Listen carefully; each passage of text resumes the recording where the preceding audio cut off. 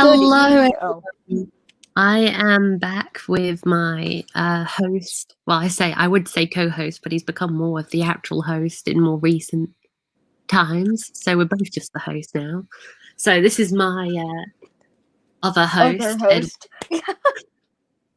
No, I'll just say co-host because that means the same thing. Yeah, it anyway. makes more. Yeah, it makes. Okay, makes this is more sense. my very, very, very close to being host co-host, Edward.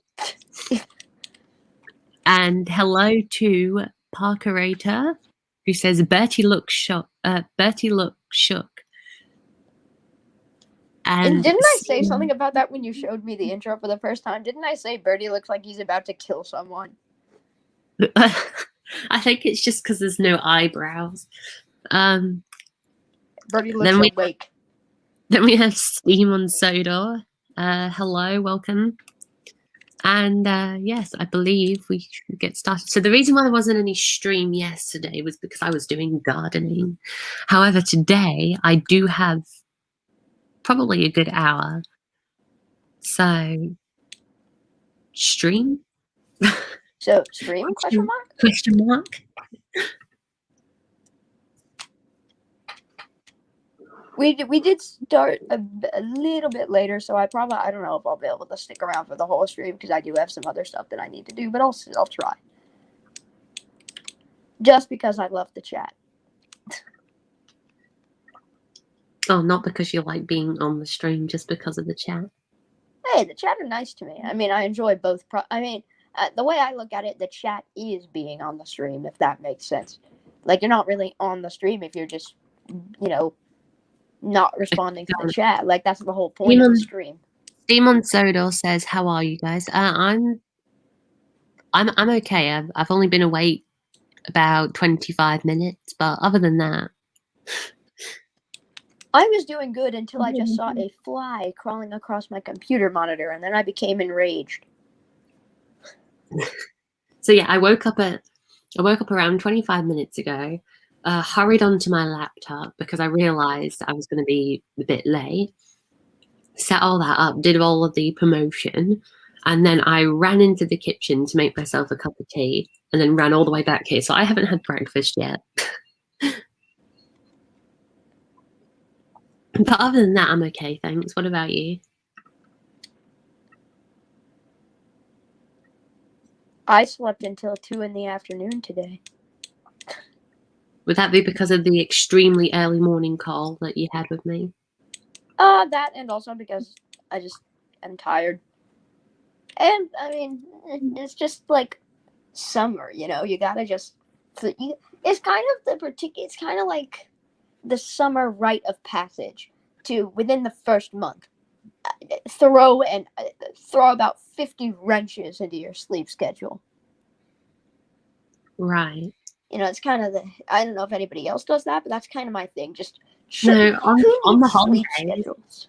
On the school holidays, I wake up even earlier. I wake up at around 5 till 6 in the morning to do some filming for SSOC because every minute counts with this show.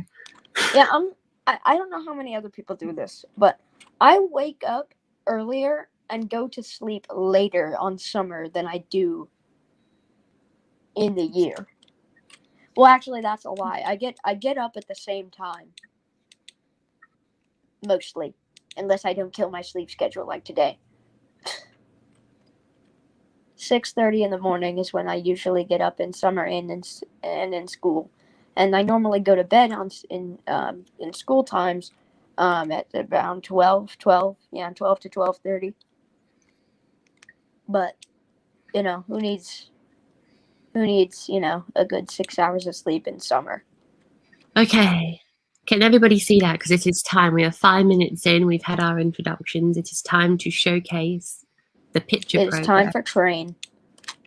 So this is from the Discord. As usual, we do this every stream nowadays, around 5 minutes in. So this is what we showed off. I think it was last time we showed this off or not. And then here, I said messing around with lighting. So that's what it was before. This is what it was after. And then that's what it was after that, where I kind of toned the orangeness down a bit to make it more blue. And then here, we got parking. We got William with his goods train. We got him here. And then we have this shot of Doc in the yard, which looks quite nice. And he's relatively angry about the trucks being troublesome. Duck's always mad. He's just kind of pissed off. But yeah, the lighting, just the lighting, and Edward was talking to me about this the other day. He said that the lighting was really good. Yes, I like the different lighting that I don't even know how to change the lighting, but it looks nice. You go into environment settings. Oh, so you're just changing the time of that day? No, I physically messed around with the colors of the lighting. Hold up, you can do that? Mm-hmm. You can make it so that everything looks normal apart from the sky. Whereas you can make the sky really, really, really light green, like misty green, and make it look like solar fallout. Hold up, what the hell? Hold up. Or you can make the universe red but the sky blue. Anyway. Settings. That's So cool as hell. There's Gordon and Edward at Crosby, and then Gordon and Edward at Crosby, but from a different angle. And I do like this. I like how, I've purposely done it so that they don't have numbers to represent their 20s, the 1920s versions. 20s to 30s, I think it was. And we got Gordon rushing by with a wild nor'wester. Edward just watches. And then we got this shot of Gordon here, which I really, really like, because if we click on this, you can see in the background, you can see whatever engine, which in this case is Edward, is sat on the pilot siding. So I do like that shot as well. And then we'll just click off that and zoom back in. And then as we scroll down, I did like, this is what it would be like if this was the return journey and Edward was still sat on that siding. So you have Gordon racing past. And I do like this shot as well, just because of the sky and the lighting and the detail on Edward. And you can see Gordon approaching, and you've got all the grass. It's just nice. And then we have this other shot of Gordon, which where William was before. I like to think that I'm a pretty high poly model. That's where we got before. What did you say? I was just thinking it's like if humans were like, like models, like you said, Edward's looking very detailed. And I was like, yeah, I like to think of myself as a relatively high poly model. Pretty high poly, if I do say so myself. Steam on Soda says no. How do you even pronounce that? That is noise. Okay. Pics, which I'm meaning pictures. So thank you. Luke says, "Hey guys, hello." Riley says, "I have commenced." I have commenced. Welcome. Says, "How far are you two in to the stream? If the stream, that's about 10 minutes nearly, but to the route, Crosby, still." Crosby, And if you saw the photos I was just showing, then you'll know you'll see what I mean. Got a message. B Cross. Okay. Davy Martins, welcome to the stream. Okay. Let's go. Davy. I have train started up. I will get the screen share going, and I'll show you the progress by physically moving around in the route instead of photos, but obviously there won't be any engines there. But I feel like once we get the town finished, we will be ready to move on to the countryside between Crosby and Wellsworth. So I'm quite excited.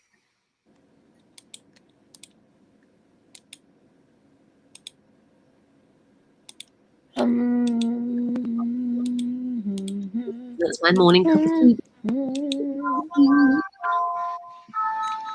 I'm just going to turn the sound off. Fun fact, birth. There we go. Could you imagine going into one of those classes where it's like alcoholism or whatever, like one of those things where you battle addiction or whatever? Those help classes, and it's like, guys, I have a problem. I was born And they're like, "Oh my God, I'm so sorry that happened to you. Is there anything we can do to fix this?" Invent a time machine. And then he's like, "Yeah, you see that gun on the table over there?"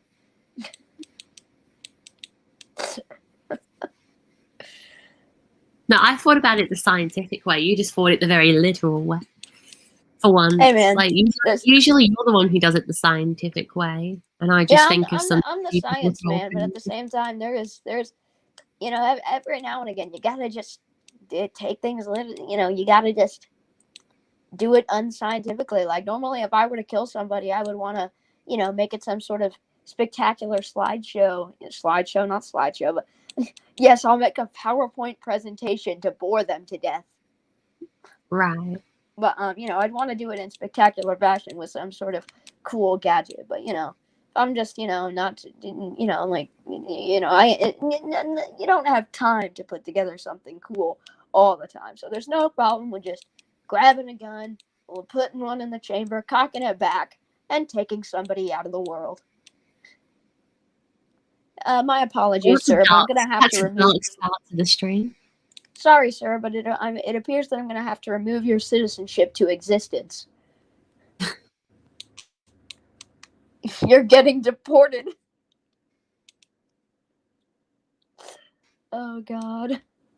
So here we go. This is the siding where Edward was.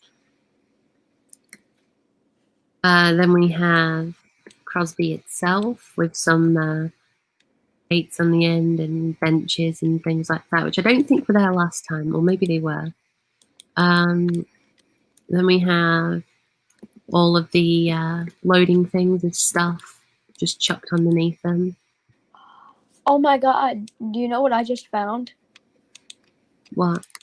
I mean, technically the episode hasn't premiered, so I don't know if I should say this, but I know you know what it is. I was scrolling through my train stuff and I just uncovered Perfect Cover Up.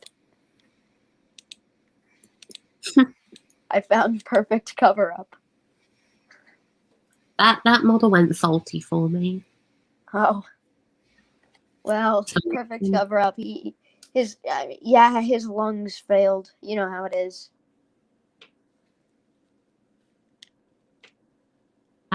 Where did we go? Okay. So, yeah. I think this was here last time, maybe. But I did add in these bollards to, kind of keep people a bit more safe. Somewhat. I mean, these cars are small enough to just go drive on straight on there, but they're there just to add some more detail. And then, per Edward's request, we have 5 disabled parking spaces on either side of the station building, and 5 over here. Hey, perfect world, gentlemen. Perfect world. And then I added some more detail to the yard. Added these invisible track things so the engines can go all the way up to the buffers instead of stopping just before, which was a weird thing that I found out by accident when I backed James into the siding and he died before he even got to the buffers. So it's the circle of life. There we go. I'm really enjoying how Crosby's looking so far, and it's just really nice. And I updated the churchyard here. Church. It was a bit wider and had new gates on it, which looked incredible. Well, I say incredible. They look incredible compared to what was there before. We still have all these houses with the hundreds and hundreds and hundreds of fences, where if you turn around, you can see the church over the top. And I still need to put details in all these gardens, which I will do at some point, but that's not really the main focus at the moment. You know something that I always thought was very interesting?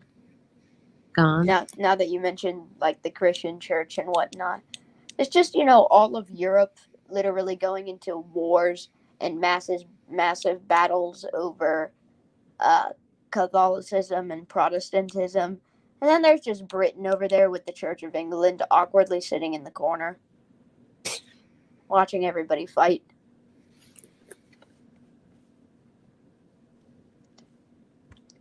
Because if you look at the map of, like, Catholicism versus Protestants on the map, there's just Britain off in the corner with Church of England as the only country with it.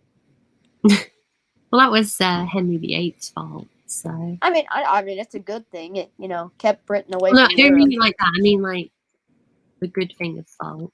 Yeah, he did cause it, but he certainly kept Britain out of a bunch of wars with that. So,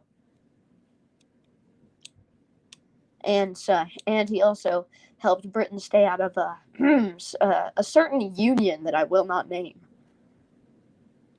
That has to do with Europe. You could named it straight away. Now that I think about it, it's quite a European union. Now that I think about it, but it was at that moment that the EU came and took Edward.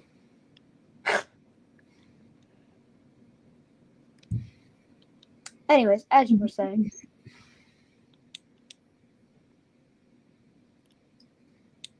What was I saying? Oh yeah. So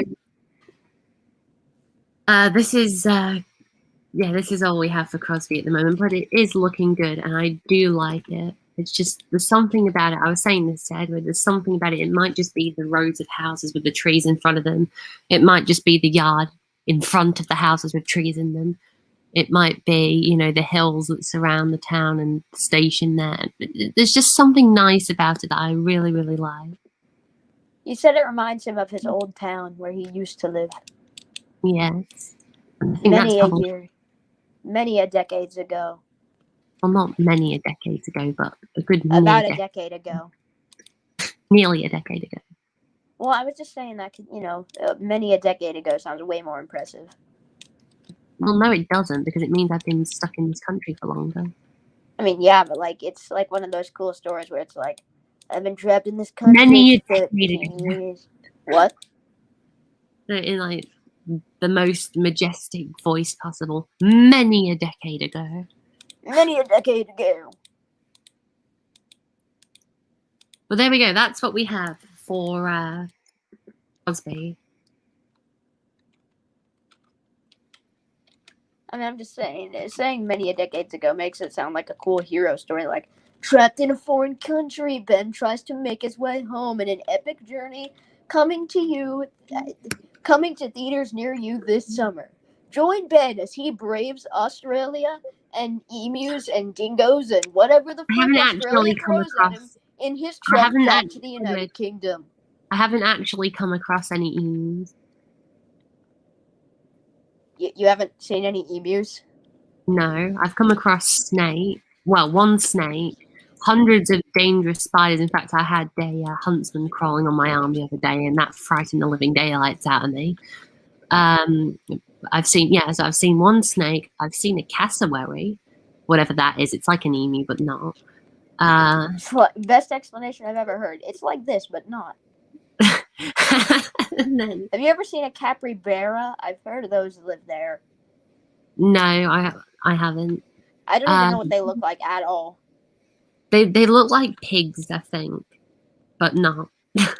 That's the thing with Australia. Everything is, but isn't. Discount bootleg made in China. I mean, Australia and China are pretty good friends, apparently, so I wouldn't be surprised. In fact, the news agents down the road sell a whole bunch of Chinese knockoff Thomas and Friends stuff. Oh, trust me, that's everywhere. Everything's made in China. No, but I mean, like, one place. It's the one place in the whole of the state that sells that. Oh, it just straight up sells the Chinese version of Thomas products. Yeah. I think that's why they're there, actually, because Thomas got banned in China a couple months ago. Ew.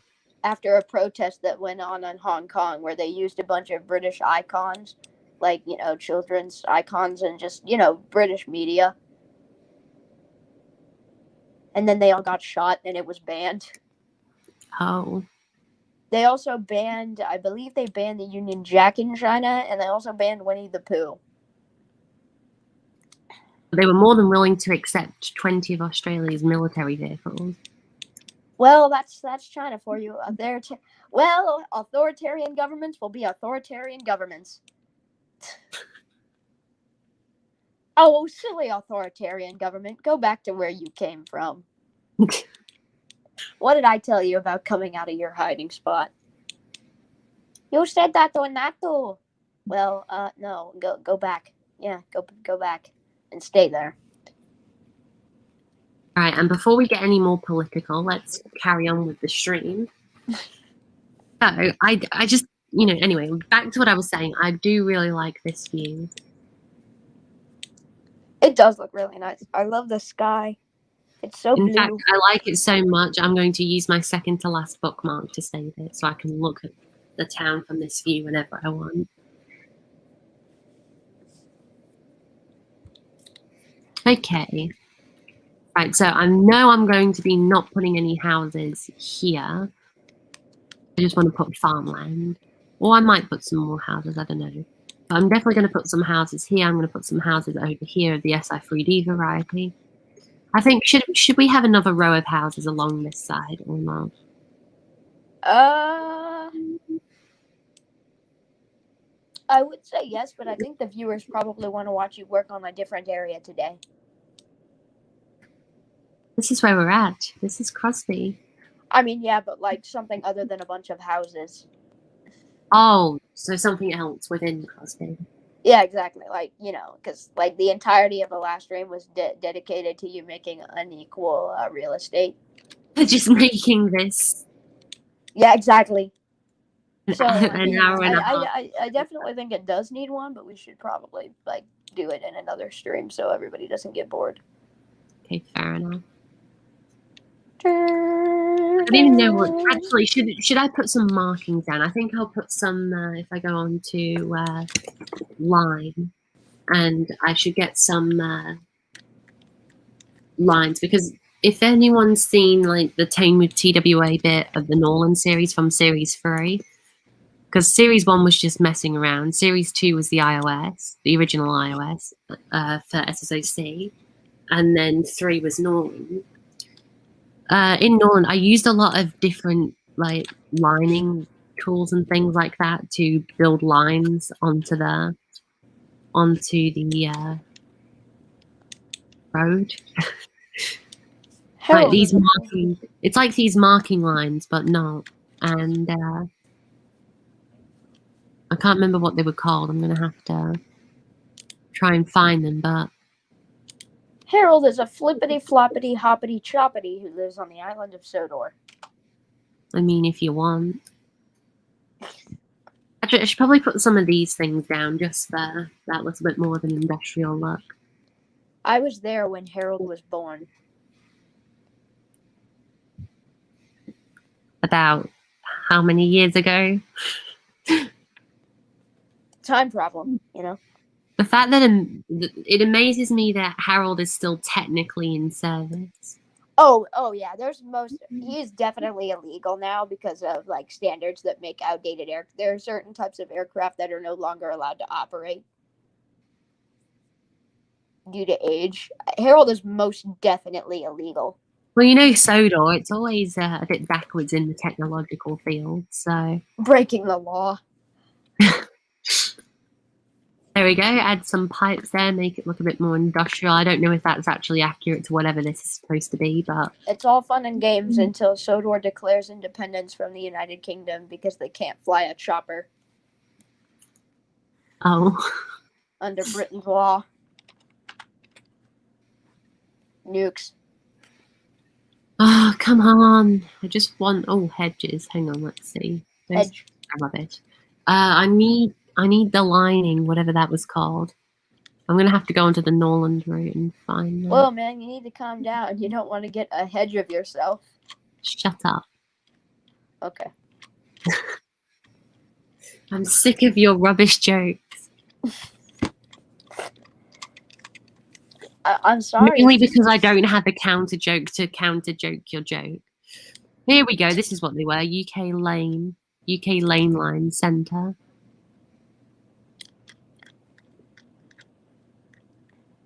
There we go. Get some of these lines, line them up, and that'll look good. If I go into default, I think that was where I found. No, it wasn't that one. I do have many pick lists. now, and it's a bit of a pain to try and find stuff. There was a JR road that I found which looked quite good for American routes, which I was going to show off Yeehaw. for those who do American routes. Who? Mhm. I thought those people were I thought those people were myths made up by the government to make people think that there are stupid people on Earth. I watch an American route builders videos. Anybody else excited for Clarkson's farm? No, just me. I think I'll stick with Top Gear mainly because I don't do animals. I mean, fair enough. I like farm. I'll watch some of the clips every now and then, but I'm still more excited for the Scotland special.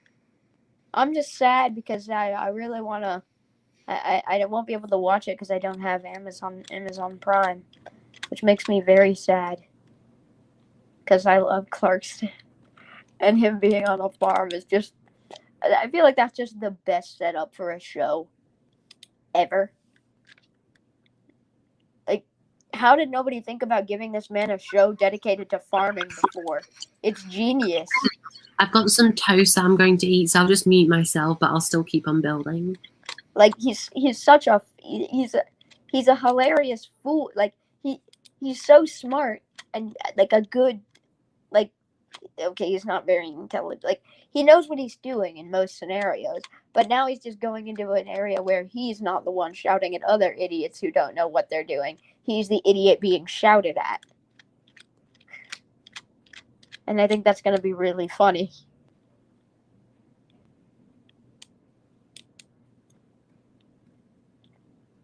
Clarkson. Jeremy Clarkson. Yeehaw, hi there, Jeremy Clarkson.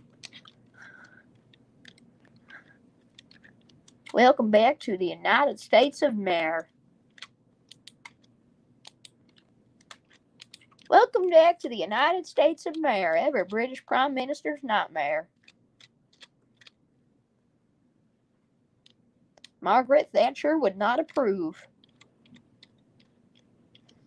I should probably open the chat. Am I going to? Hey, chat, tell me if I should open the chat.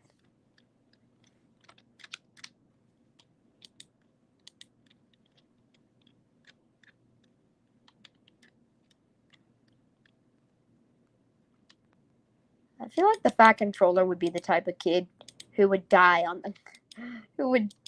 the climbing things at McDonald's. You just fall off and die.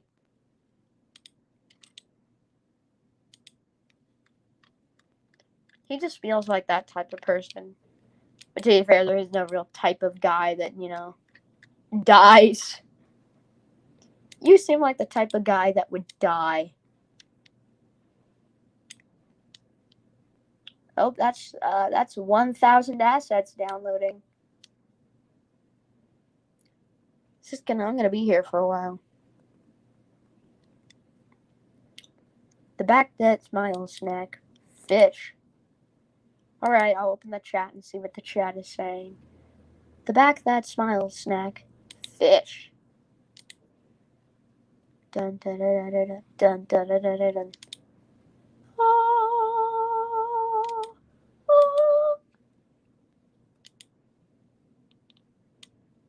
What does the glorious chat have to say? Start chatting, chatters. Little chattysons. Chatter, chitter, chatter, chatties.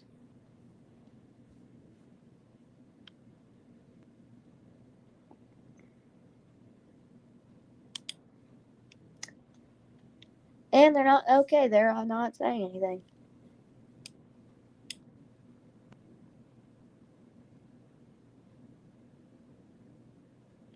Oh, James J50. James J50, really? I regret opening the chat. Why did I open the chat? Closing the chat now. Why did I open the chat? I knew I would regret opening the chat. Why would I do that to myself? I brought that willingly upon myself. Why did I do that to myself? What was the point of doing that to myself? Why would I do that to myself? Why would I open the... What? Why the... What the... Why would I... Why would I do that to myself? What have I... Oh my... Oh God, no.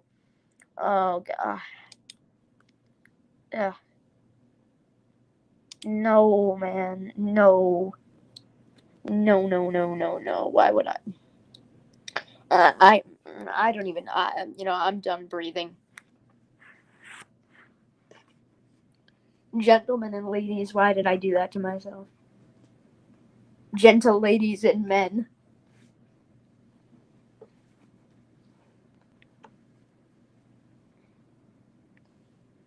Also, they say ladies and gentlemen, but like, who says more?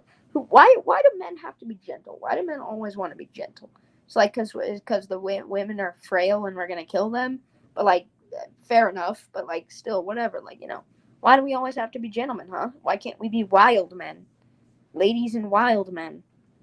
Go back to hunter gathering. Slaughtering food and stuff. Why do men have to be gentle? It may be the respectful thing to do, but hey, it's the 21st century. We are throwing convention and respect out the window. We're not respecting anyone. The law, the government. Well, why? Why do we gotta be gentlemen? Why can't we be ladies and humans? Ladies and monsters. Ladies and monsters. Why do we have to be so gentle all the time? Oh yeah, I'm gentle, I'm docile. No. We are big men. We are big men. We don't do that. We are big. We are strong. We don't do all this gentle garbage. Come on, guys. We're better than this. We are better than this. We are big men. We are man big. We are men. Gentleness needs to end. I'm joking. Please do not end gentleness. I will stop enjoying your humanity, and that's actually really lame. Quite cringy, actually. Hello, I am back from eating toast and downloading stuff that I need off the DLS. Yo. And the only problem is how will I find it on here? I was just talking about it's downloaded already. Good. Okay. I was just talking about how chivalry is dead. No, I was listening. I was still listening throughout the whole thing. Oh. So what do you think of my idea of gentle monsters? What? I was gone for the last... I don't know what happened in the last 2 minutes, but I'm assuming that because I was gone to go get a drink of water and put my toast crumbs in the way. Ladies and wild men? Yeah, I heard that. Yeah, ladies and gentle monsters. Why can't we be monsters, Men, rise up, represent. We gotta rise up against the conventional, existence. This is the 21st century. No thanks, I'm fine with sticking to the library. Fair enough. But this is coming from me who, literally yesterday, me and Ben were having a conversation, and I was talking about how I hate how people are defying convention nowadays. Now I'm over here, ladies and gentle monsters. If you ask me, I say we go back to wearing cloth togas, beating things with, sticks and saying unga bunga. And ooga booga. Caveman. I never understood why they're called cavemen. They didn't really live in caves. Most of the time they lived in small wood huts. How about wood hutmen? Hutmen. That doesn't sound too bad, actually. That's like a medieval... That sounds like something that you'd hear in the medieval times. Yeah, oh my god, look, it's a humble hutman. Abusing a sheep. Yeah, doesn't that look straight, though? Like the lines look straight now and they all line up. Yeah, they look pretty good to me. And I'm going to get rid of this line. This line here, I'm going to be getting rid of that soon. Just because that's only there to make sure I can line all these up so they finish at the exact same time. I think it's officially time to acknowledge that Russia needs to be stopped.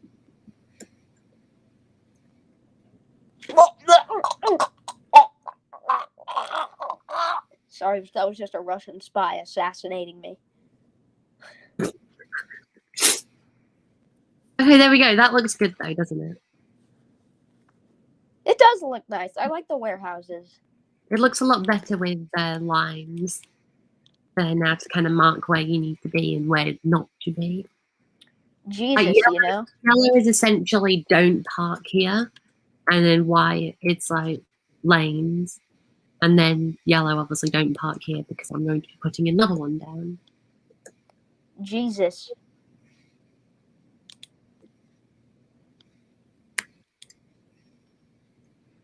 You know? Yes. Yeah, I knew him. You know, we have a teacher at our school whose nickname is Jesus because What?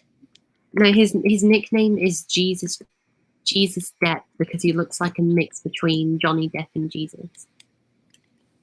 You know that one dude on YouTube?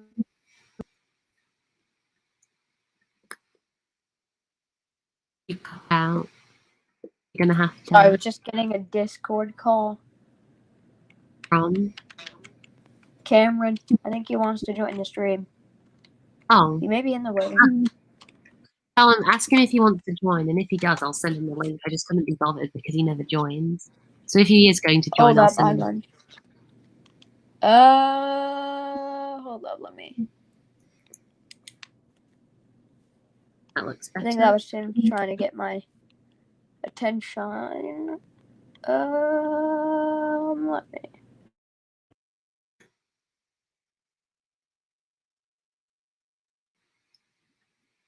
Why am I just Mr. Popular right now? I can't really check at the moment, but just send him the stream link. He may want to join. I don't know. Cameron. Oh, he's in the chat. Cameron's in the chat. He said hello, lad. Yes. I think he wants to join. And I've got 5 notifications from Cameron. Invite the man. Ben, he says in all lowercase, Ben, stream, link, plus. And then it says you missed a call. Cameron. Pulls. Yeah, send him a link.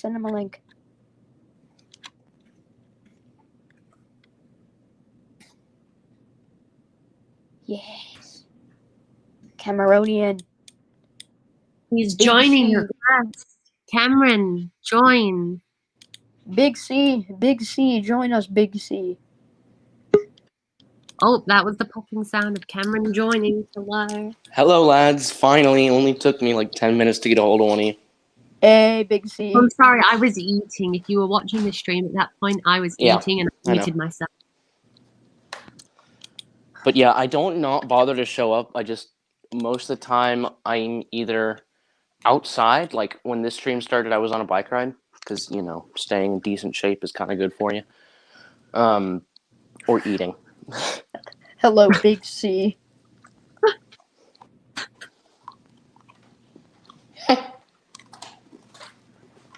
Welcome.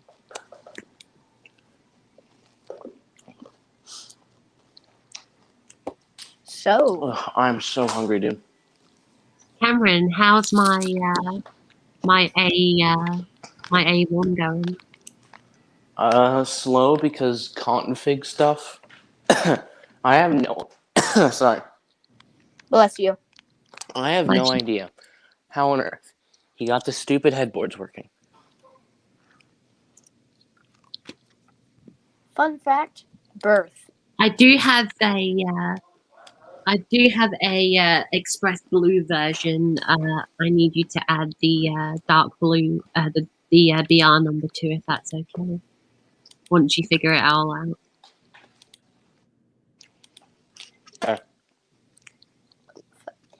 Hang on. I'm gonna go transfer to my computer. Okay. Fun fact: birth. It happens. I'm sorry. Why is this not? Okay, there we go. Right, and then let's put that Why? there. I think. And then join the stream now. What the heck? I really am Mr. Popular today. The people love me, Ben. They love me. They want to be my friend. I mean, that's nice. Actually, you know what? No, not just the people. Everybody loves me. I can't think of a single person that does not love me. Platonically.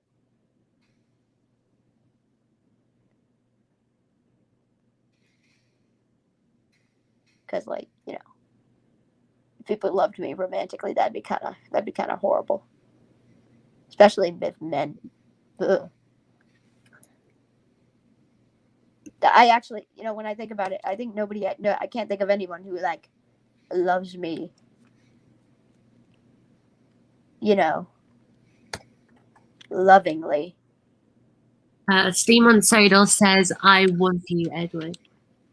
What? Whoa, Steam on okay. Soda says, I love you, Edward. Okay. Yeah, yep. Thanks. 34 divided by 1 equals question mark, question mark, question mark, question mark. A lot of question marks. 34 divided by 1. Fuck, isn't that That's 34, Edward. What? 34 divided by 1 is 34 because Yeah, I couldn't remember if it was 0. You're not dividing it by anything, you're just dividing it by itself. I couldn't remember if it was 34 or 1. Okay. We've been over this, dude. I'm bad at math. Like, I mean, I am as well, but I know what the simplistic ones are. Yet I'm bad to a deafening degree. It takes me a couple of seconds to add 7 plus 7 plus 7 plus 7. That's 14, 15, 16, 17, 18, 19, 20, 21.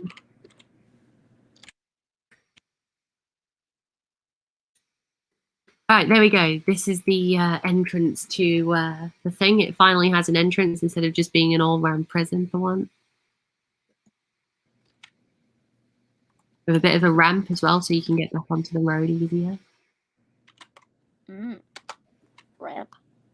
There we go. I like ramps. Actually, you know, if there's anybody against real wheelchair ramps in all buildings in the chat, please, like, you're a monster. The only way to get to the chocolate shop down on the main road of the town, that's got a ramp on either side that leads up to a central block that goes into the chocolate shop. Choco latte. Okay, there we go. How does that look?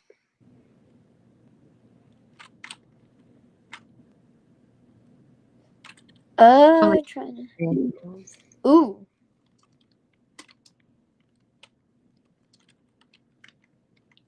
I like it.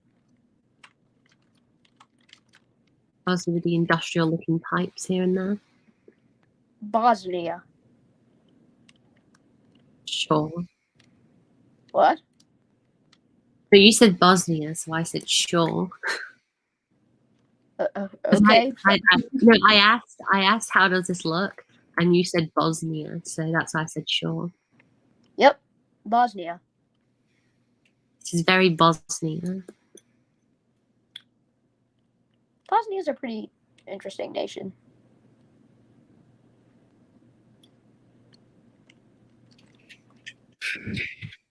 I was gonna say lame, and then I realized a lot of Europeans watch this channel.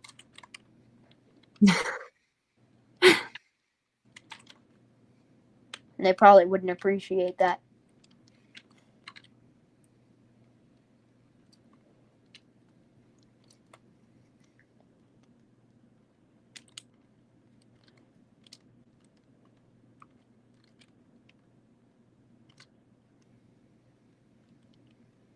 Right. Definitely need some lines along here.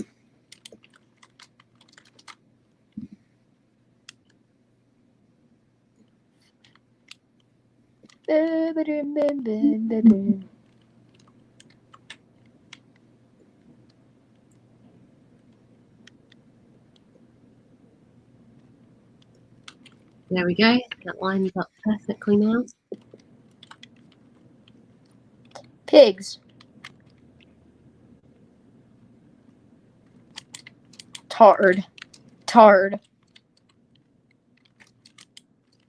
You know, once upon a time, because of how many times I'd played Angry Birds and Bad Piggies, I thought pigs were green because I never had any contact with animals whatsoever, despite living, you know, Green pigs. That's worrying, dude. in a town with tons of farming going on. With your anti-animalness, I can't say I agree with you. I have a lot of family. I've been around animals my entire life. I have a lot of farming family members. I won't say that I love animals. Like, I don't look at a pig and go, "Aw, cute." I look at a pig and say, I look at a pig and think, that's what you were doing the other day when you talked about that rabbit. yeah, I look at a pig and I think, "Ah, dinner." Or how cute, it's dinner on legs. Yeah, it's walking dinner. A walking dinner. This brings a whole new level to Meals on Wheels. Essentially a pig on a bike. Exactly. Like dogs are great companions. Like, they're friendly and I love them, but at the same And time, people eat them. I don't eat them. I mean, I'm not Chinese, but I think, like, when I look at a dog, I don't just see a fluffy little companion friend. I think, yes, hunting partner, or, yes, somebody who will assist me in the defense of my abode, you know?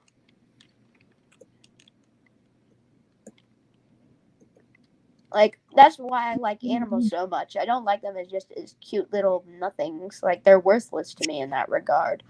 I think of them with practical application. That's why I like it. That's why I find animals, they're very important. They're essential to human survival, and that's why I care about them more than a random piece of paper. Like, I don't love paper for paper. I don't love animals for their cuteness. I love animals because they have practical application. I mean, of course, I do like dogs for being cute and friendly, of course, but that's just kind of a side benefit of the fact that they are, actually useful. Which is why I don't really like small dogs, like Pomeranians or whatever they're called. They don't really, they don't have practical application, so what's the point? Steam Soda says Edward is a good host. Hey. What about Ben, though? I mean, he's actually, like, the real host. I am here. Okay, I'm going, everyone. Edward's the new. I am here solely by the grace of Ben. Oh, he's gone. So I'm alone now. You see, that's it. You see, you said you think you say I'm such a good host, but, like, I'm not very good. I'm like, I kind of work on my own, but my dynamic really needs someone to, like, work off of. You know what I mean? Like, being me alone is quite boring. It's like I can kind of play several roles in a comedy routine. Like, I kind of have it sometimes down to a science. Like, I try to get it down to a science, but I'm not, like, the greatest. But for example, like, this sort of routine, Ben's like just like, he's working away, and I'm just the random dude. Like, I'll say something. Like, my voice is very well. It can be very monotone. Like, for example, right now it's pretty monotone, but in a way that you wouldn't expect me to say something like, I killed 15,000 children yesterday. In my stupid monotone sounding voice. So that's very surprising. It subverts your expectations. And then Ben has a very, like a much lighter toned voice. So then when he reacts to it, it's funny because he's also working. He's focused on something else. He's telling you about what he's working on, and I'm just like, I committed murder the other day. It's funny. It subverts expectations. It's funny. And then for like that, but it's kind of a dynamic that really only works with Ben and a couple of other people that I know. For example, when I'm with Dax or somebody like that, it's a very simple kind of comedy routine. I'm the straight man, he's the crazy dude. I'm the straight man to his randomness, which I'm pretty good at. Like me and Dax, back when we streamed a lot together, we kind of got that down to a science, and our streams were, or at least in my opinion, they were quite funny as a result. This is kind of newer. Like I haven't I've streamed with Ben. Now I'm probably getting up to like equal time that I've streamed. Probably more times that I've streamed with Ben than Dax. But like I'm still less familiar with this sort of routine. But I think I've kind of gotten it. I think I'm starting to get it down. It's weird being the more random person. Normally, I'm the straight man to Dax's insaneness, and it's still kind of not the full wackiness, because Dax is wacky. I'll just say something random or dark or something that is nearly related to the topic but isn't exactly on the dot of the topic. And you know, it's funny. It's not entirely wacky like Dax. Like Dax just it says something completely wacky, and then I'll react in my deadpan voice, but and I'll like, but that's not true, right? And then I'll be like, yeah, it is. He likes to, he's a snippy person. Like, I'll say, but that's not possible, and then I'll be like, yeah, dude, shut up. And then I'll be like, no, and then he'll be like, yes, and I'll be like, make me, and then he'll be like, I'll beat you or something. It's more wacky. This isn't, like me right now. When I say something, like, I'm not wacky, if that makes sense. I'll just say something random or dark or something that would subvert your expectations. With Dax, he's pretty predictable with him being wacky. I tried to say something that you wouldn't expect me to say with my dead monotone voice. And then Ben's reactions is like the payoff to the joke. I mean, if you already didn't find it, it's like two payoffs, really. There's me actually saying what I'm saying, which, if you like dark humor, you'll find funny. There's also the funniness of just, something so random and dark coming from such a deadpan voice. And then if that doesn't get you, there's Ben's reactions. And oh my God, those are such gold. I sometimes crack up at them. Like I'll say something and he'll just be really quietly like, oh. Oh, that's good. I do like that. But yeah, that's kind of like, you got to get it down to a science. Now hopefully I haven't sabotaged this, because now I've given away all of our secrets. I've given away how the routine works, so now maybe you'll catch on and we will have to switch up our strategy. But yeah, basically what I'm saying is I'm not good on my own. Like I'm pretty boring on my own. And like a comedy routine, for something to be funny and enjoyable, it really does require two people. I've only seen a handful of people who are funny on their own, and most of the time, and like for example, I'll use George Carlin as an example, one of the funniest people I've ever met. Well, but I've never met him, but one of the funniest people ever that I've ever watched, and like, so he's alone, he's up on the stage by himself, but you'll notice, he's not funny on his own. He's normally talking, he's taking a jab at something that's already existed, or he's telling a story about, a prior experience he's had, or he's talking about a scenario. And more often than not, those scenarios or those stories will, surprise, surprise, have two people in them. One of which, does something, and then the other one will react in an unexpected, or in some cases, completely expected way. He's funny on his own, but he's telling a story using two people.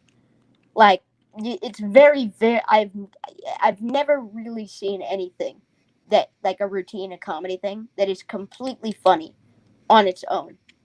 Like just one dude not telling a story or anything. And even like simple jokes, like not jokes or whatever, they still require audience participation. Like the person who you're telling the joke to has to say who's there. That's two people. It's not a singular thing.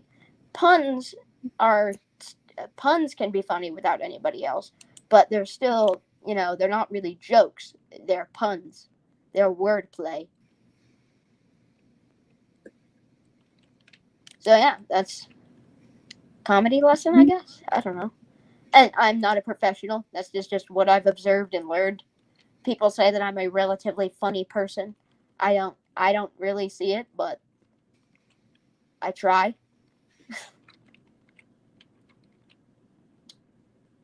I mean, but the goal here is always to, here it's like, we enjoy. I mean, Ben likes to. I mean, we all do. We like showing off progress that we've made on the route. But on the other hand, there's always We've my. made. Huh? We've made. What do you mean? Oh, sorry. The progress he's made. My You apologies. just said the progress that we've made. You haven't Yeah, touched. he's done all the work. I'm just sitting here doing random shit. You're here. You're here to bring comedy to the stream because I can't do comedy. My goal, like my alternative I can't do goal, aside comedy. from I need talk. to, like, Sorry. I can't do comedy straight off the bat. I need to think about it first, which is why you're here to kind of provide that. I'm a spontaneous kind of guy. Because I have to think about what I'm going to say first, but you know. But yeah, I always enjoy watching Ben showcase what he's done, obviously. But of course, there's always my kind of alternative goal, which I mean I always find it really enjoyable. Like my goal here isn't just to stand by and watch Ben show you guys stuff, which I mean to be fair is really cool. But my alternative goal, and honestly the goal that I think is more fun than just watching Ben talk for about an hour, is I try to make you guys laugh. I try to entertain you, make your day a little bit better with a smile, or a laugh, or a chuckle, or just straight up looking at me and just saying your jokes are bad. Shut the fuck up. Oi, language. Something. Just entertainment. Anyways, and we're back. What part of the route are you working on right now? Is it the factory still? It's still the Crosby factory thing. Okay, I just wasn't paying attention. I was looking at something else. Now I'm I'm back determined to find some sort of a lorry that will suit this place. What's the chat talking about? I haven't been looking at the chat.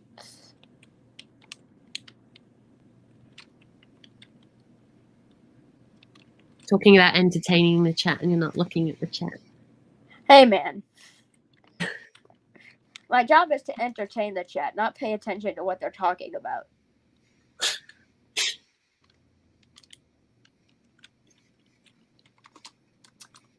I mean, to be fair, there's always the best kind of comedy is the kind of comedy that either requires audience participation, or what I really enjoy is when I get inspiration for a little bit from something that the chat has said. That's always really fun because it feels like it wasn't just something that came out of my brain. Contributed to the input. Exactly. Like seeing the chat contribute, it's cool. I like it.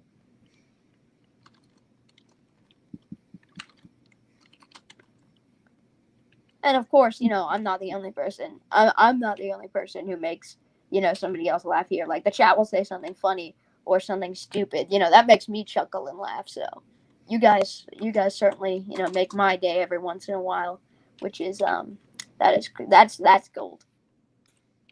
That's the real gold. I mean, well, actually, that's a lie. Like I said, if you guys are the people who make me laugh and I didn't make you laugh, then I have failed at my job.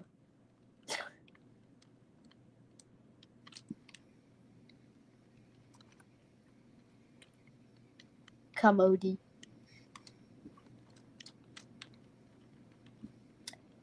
Anyways, I've kind of run out of I'm kind of drawing a blank on what I can say now. So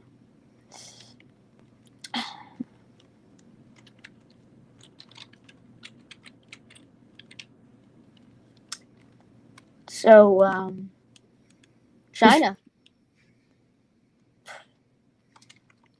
You know how China is, well, a country, but they also, you call China like expensive eating utensils, like the China, Right. Like I know why they call it this, but I always like to think that they call it China because the eatingware breaks easily, and so does the Chinese government.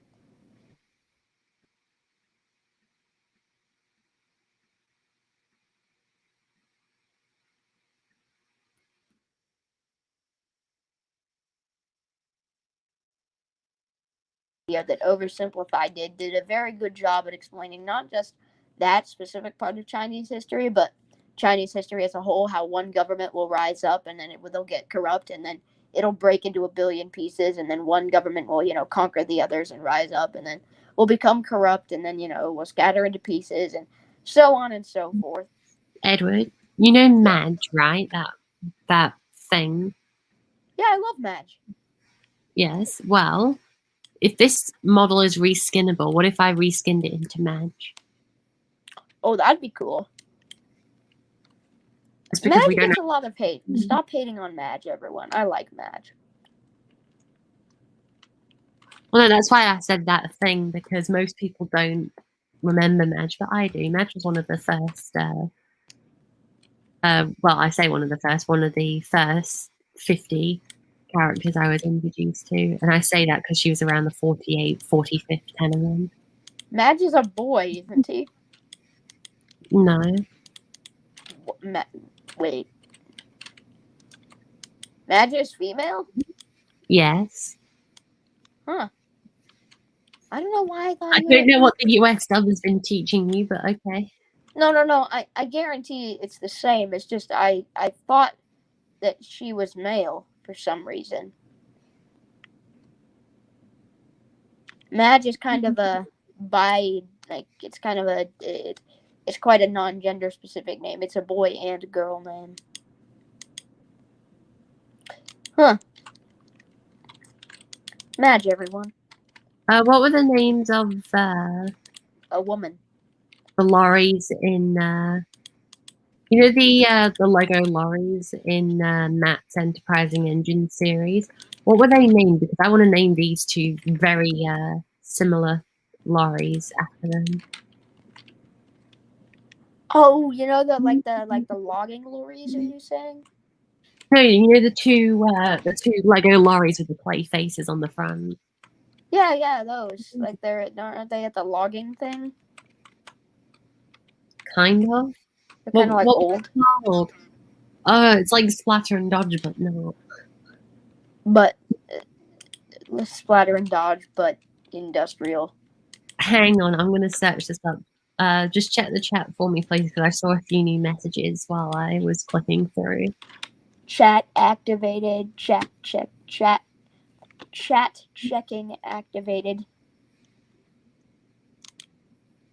The chat says, oh wow, that's a lot of messages. The chat says, oh, they spammed Edward and James for quite a while. Oh, that's a lot of Edward and James spam. Oh my god.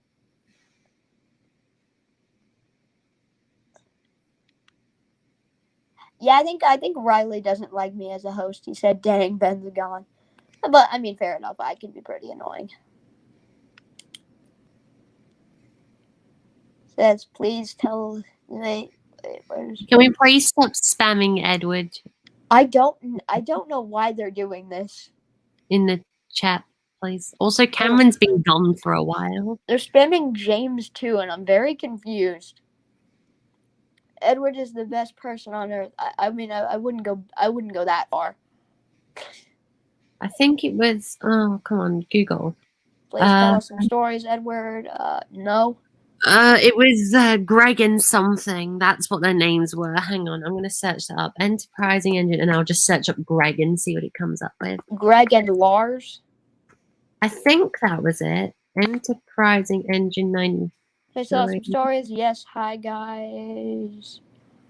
Hi, Greg and Lars. Edward. Edward is cool. You are Edward. Edward is God.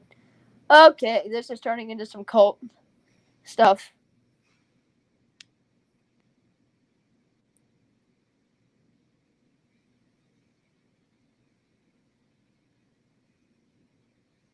Let's sort by. I remember when I first watched the Greg episode.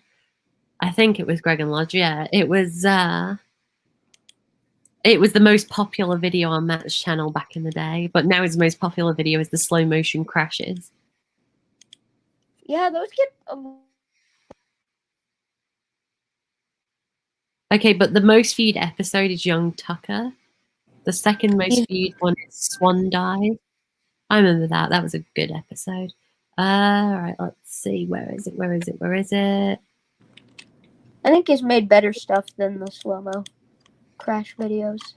I'm sad because the Greg and yeah, like I said, think last. Yes, it's here. It's here. 9 years ago, 139,000 views. Yeah, it was Greg and Lars. Oh, Simon Sodal said that. Oh. Yeah, I Sorry. didn't know. I just stole it from him. Okay, Greg, come here. Greg. Jeg. Greg. There we go. And then Lars. Who wakes up in the morning and is like, oh yeah, I'm gonna name my kid Lars. Greg and Lars. And Greg. Like, Greg's full name better be Gregory, otherwise I'm gonna have to speak to his parents about their really bad naming protocols. There we go. I'll take a screenshot of that and I'll send that to Matt when I speak to him later today. Greg and Lars. Greg and Lars. By and large. Then what should this be called? Greg, Lars, and...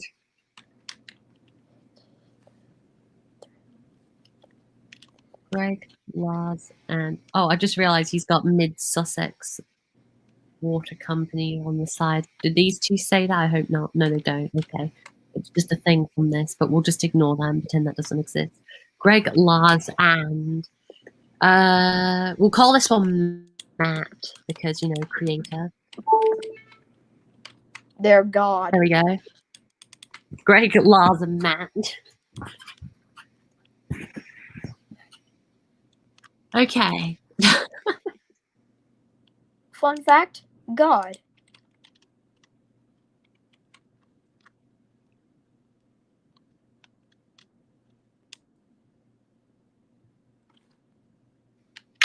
There we go. Screenshot that.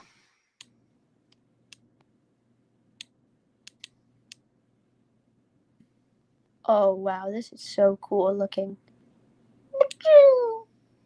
What is? I'm just messing around with this thingy.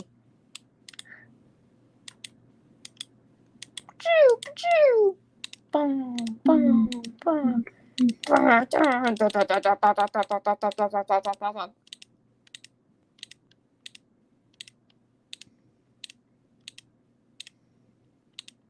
So let's go into settings briefly and make everything ultra high for the photo.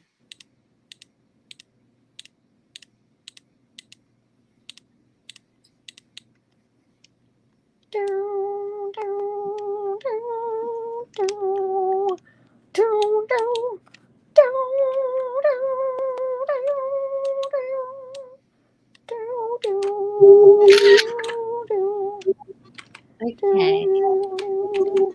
Should we run some engines just briefly before going back to work? I say yes. The audience should request some engines. Yes, request some engines, and in the meantime, I will load these vehicles up with stuff. Yes, go for it, audience. Any engine you want. Any engine you want. That's legal. Well, I mean, actually, most of them are legal. I mean, if anyone wants me to run my no number 1920s to 30s/40s, maybe Railway Series reskins, where the engines don't have any numbers back in the day, let me know and I'll run them. But if you have another request, then I'll also run that, if I have the engine in mind.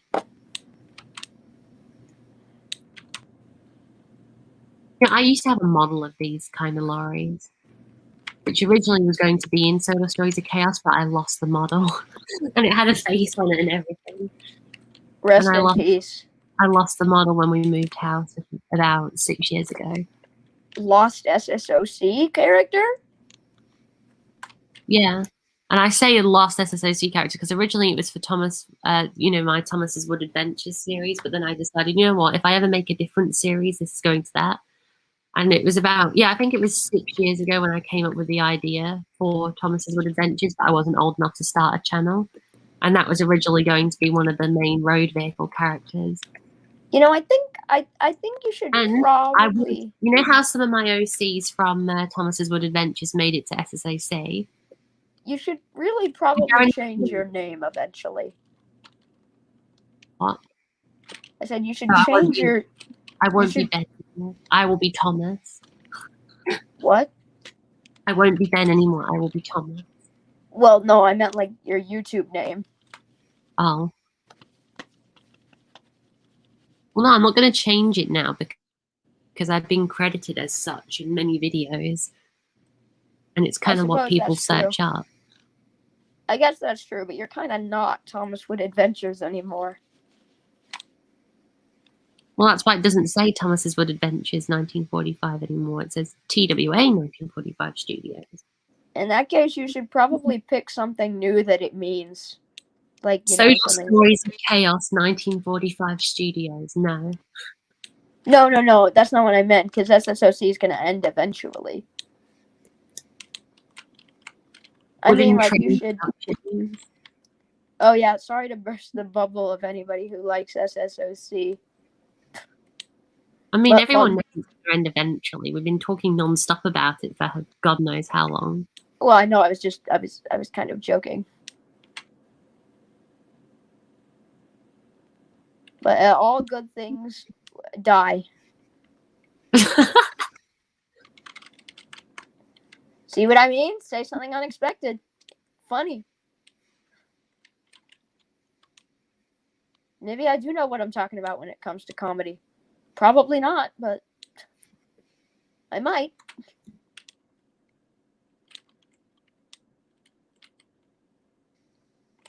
Anyone got any suggestions yet, Edward? Let me check on the shitty chat. Chitty chat. Run the rail. Oh my God, Greg and Lars. What am I doing with my life? Yeah. Run Railway Series, Edward pulling 2 bogey coaches. Right. That is the only suggestion. Okay.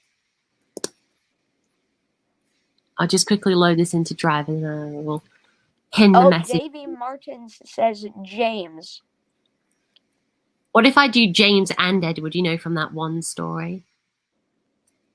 Oh, yeah, when they double-headed that train. Yes, I'll combine the two.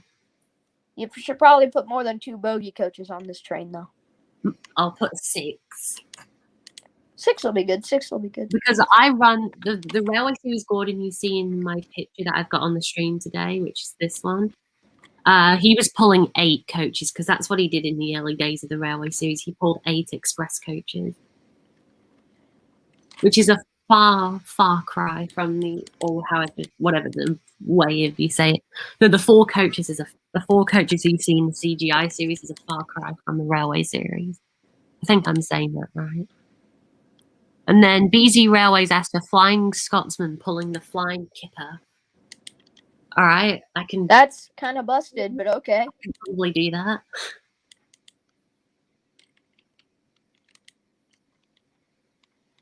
Steam on Sodal says fine, but Edward should be in front. I mean, that's how it was in the story, wasn't it? No, Edward was behind. James is the one that went in the front. Was it? Hold up. No, it was. My book. It was James, wasn't it? Let me see this right now. Also, did I show you my new desk layout? I now have my wooden railway book. My wooden railway books. What? My Railway Series books are now on my desk. I've just grabbed James the Red Engine. Wait, have you got them all as separate books or one big collection like I have? I have both. If you have the separate books ones, like, where they're like in that old format kind of thing, could you please measure the height and length? Because, I'm printing out my own Railway Series stories in book format and I kind of need to know the scale to do them to for Word. All right. And Thank you. yes, Edward was in front. And Okay, they I was thinking James for some reason. I think it's because of the Stuart, the Falcon and Duke thing. It was because Edward was teaching him the line. Oh yeah. I mean, yeah. I actually don't know which. I mean, was Mhm. there any other story where James and Edward were double heading? No. Because I don't think there was. Yeah, I started work on a BR Black, not BR Black, LMYR Black James Railway Series Black James. In the meantime, we want this James because he has been repainted now. And And the book then- gives no indication on how many coaches they were pulling. How many can you see? We can see 3 at the minimum. And what color are they? Orange. So the standard, no, well, Yes, brown. the regular standard, coaches. the standard. Hang on, the Railway Works, the BR.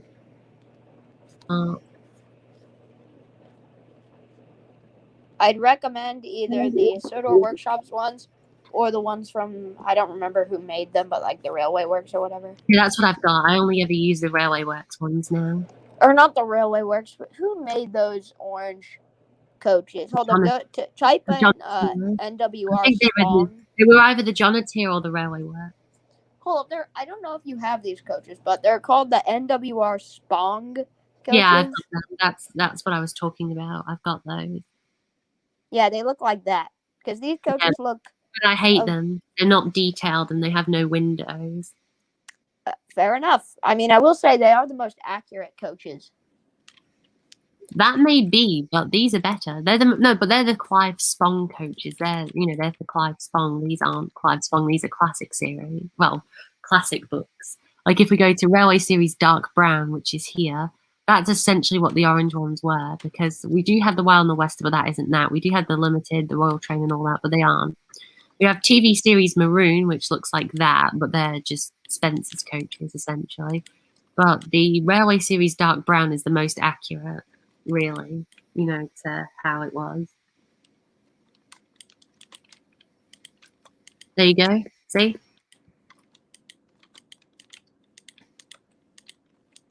Yes, So we they are have 4 beautiful. coaches. We have 4 coaches this time. Oh, yes. Look at how pretty. They are beautiful. I'm so happy I did these no number reskins. It's just very classic Railway Series. All right, are we ready to depart?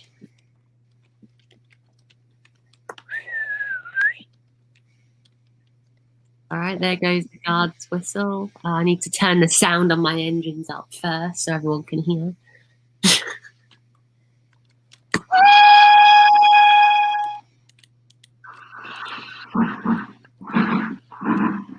And off we go.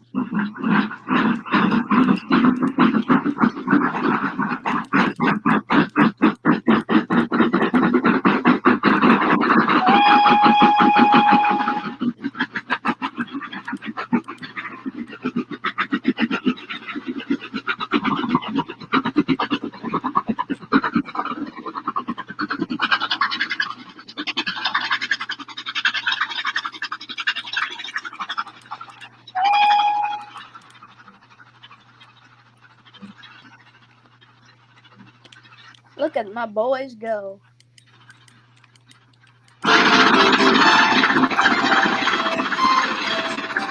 James and Jedward.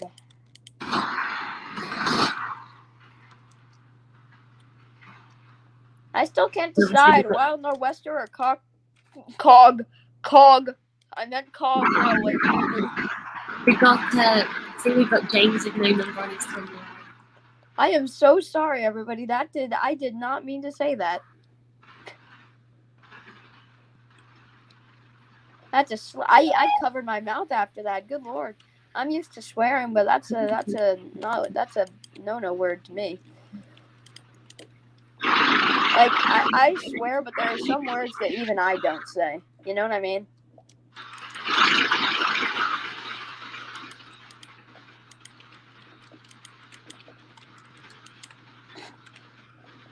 Sorry about that, gents. Gentlemen. Or sorry, I meant gentle monsters.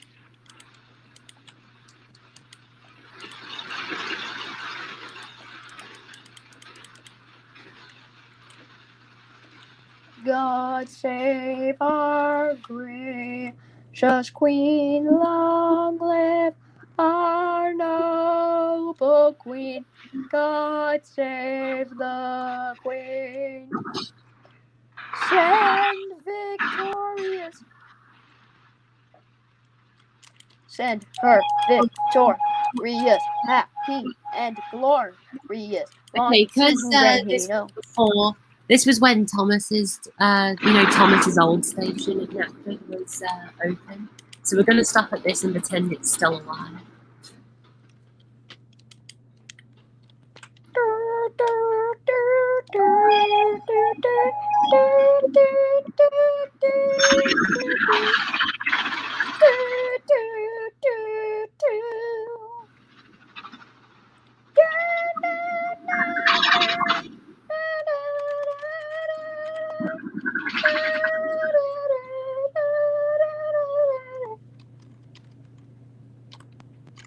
See, this is the bit where they overshoot the platform as well. We're essentially recreating this. They've overshot the platform. What a fool Jamesy boy is. Jamesy boy is a blithering fool.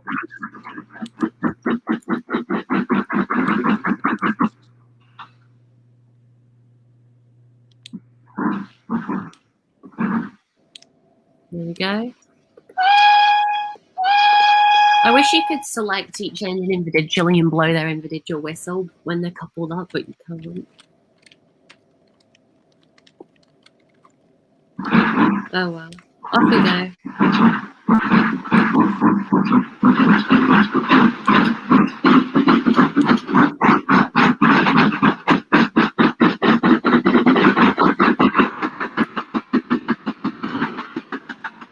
Don't miss their piston.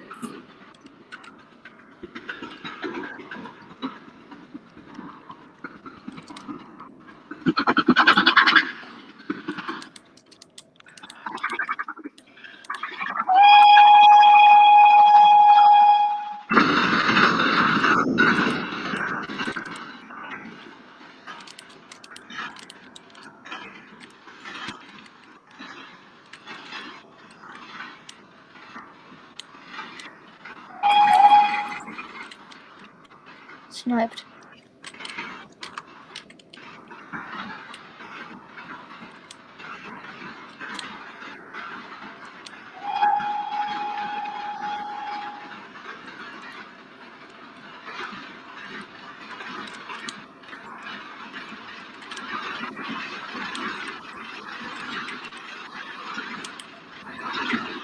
Through the tunnel and through over the hills and through the tunnel to Grand Engine's house we go. Get it? Get Grand Engine. Grand Engine. Yeah, I'm just going to pause it here for a second because Dax is in the chat and he says, "Hello there. Why am I not a stream admin? This is outrageous. This is unfair. How can I be in the stream and not be a stream admin?" It's because you never show up to these streams, Dax. Hello, Dax. How's it I only going? give admin to people that actually show up to the stream because Oh, well now you have to be, Dax, you have to be on the stream. You have to be like in the stream chat to give you admin. And if you don't show up, I can't give you admin. Hold up. Insert every single time I was about to insult Dax and said, "Oh, sorry, that would be pretty mean." And then you said, "Dax never watches these streams. You can get away with it."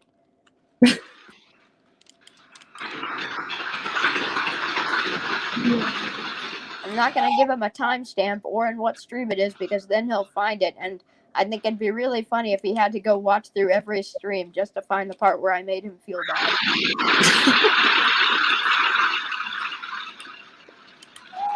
To the point where it wouldn't even be worth it. It would literally be for the sole purpose of preserving his ego. I think before we move on to Wellsworth, once we finish Crosby, we should definitely do this countryside because it's still very plain. Yeah, it's pretty bare. So we'll do that and then we'll move on to Wellsworth. But the good thing is I've still got a month before I want to move on to Wellsworth because I want to spend at least 1 month on each place. So, we still got a while.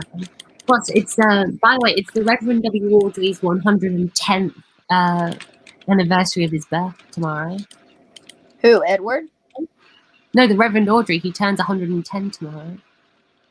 Oh, wow. That is... Dang. If only he was still alive. Here we go, look at this. That looks so good. I like that. Honestly, he would have died. Yeah, I think Audrey, if he was alive, he would have died of a heart attack after he saw what was done to his creation. Imagine Audrey's reaction to the reboot. Oh my god. If I saw the reboot, I would already want to die.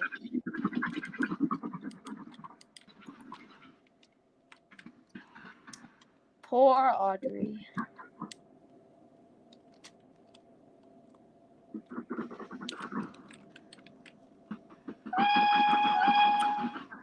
I just try not to think about what Audrey would have wanted very much. Otherwise, I'll end up getting really sad.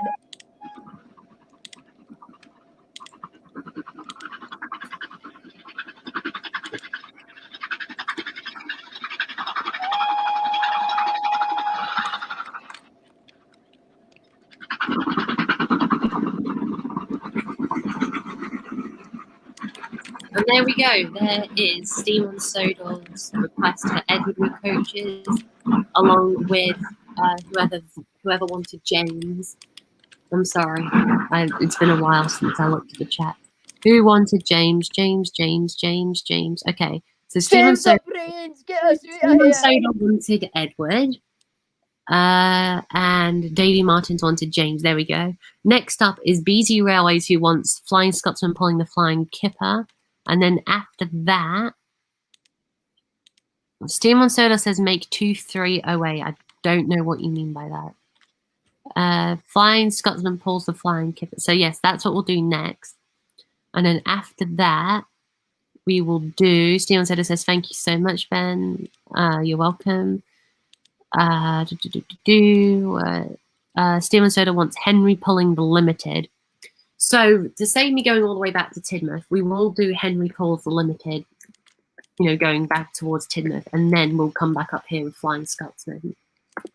How much you want to bet Dax isn't even watching the stream anymore? Because he isn't an admin. He just wanted to pop in and be annoying and then left. Okay, so to save me having to put out new coaches, we'll get rid of these and we will swap them round. And because it is the anniversary, centenary and decade of Reverend W. Audrey, we will put the classic Henry down. Mainly because we're going with the no number theme today. And yes, we do have a no number. I did make a no number, wherever it is, a no number tender for Henry. Wherever that is. Why no number, hey? Because Henry didn't have a number originally either. But the Cog Railway models didn't come with a green Henry that didn't have a number for some reason. Henrol. They call him Henrol. I call him General. So this was the only other Henry tender. So the blue one, there was the blue one that had no number, and the blue one had no number 3 because it never had the number 3. However, this one did have the number 3 but didn't have a no number variant. So I made the no number variant. Fairly simple reskins. That one only took me 5 seconds.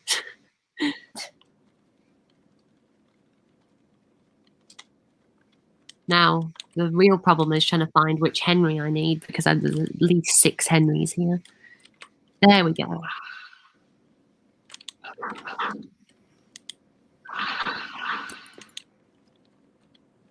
Better already with no number. Something about the engines not having numbers that looks quite nice for some reason. I think they look pretty cool, but I would never want to like keep them without their numbering case. Well, no, but I'm doing these for like their, their early liveries and the relatives. They probably feel very naked. Let's give him the limited first class. We'll do first class limited. There we go.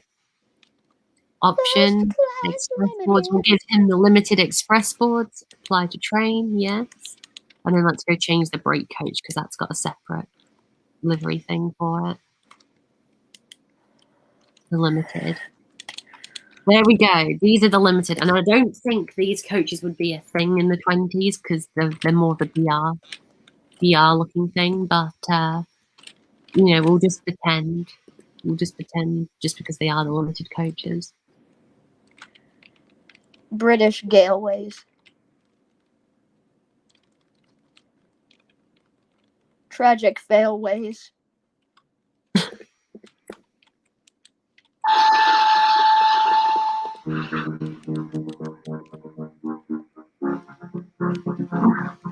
Wait, didn't it? Oh, it's Genry. Sorry.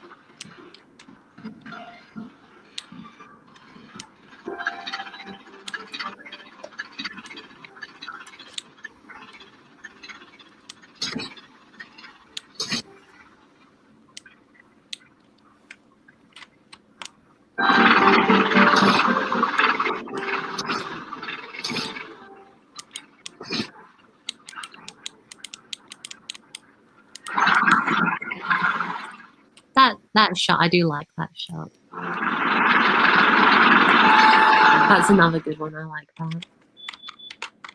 I'm sorry that I keep pausing it, but I do like this shots.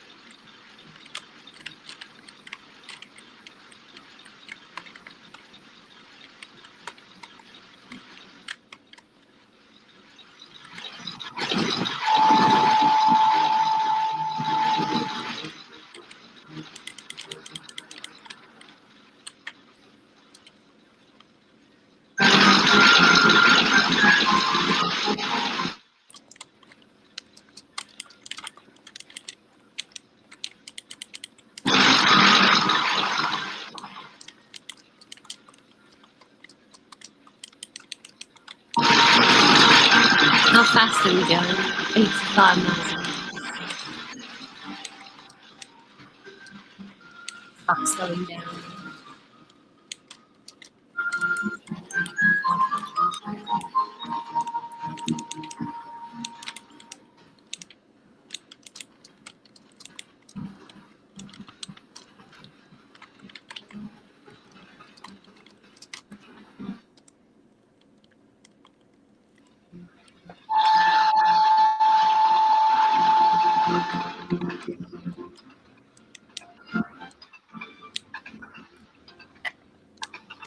Henry was a steam engine who used to live. But his family killed him whilst he was lying in the crib. Oh.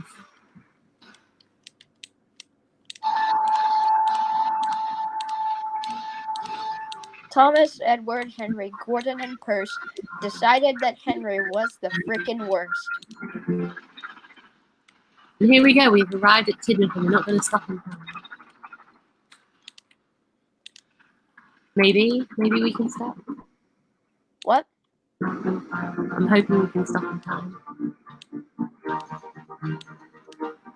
Stop. Yes. And there we go. We've arrived.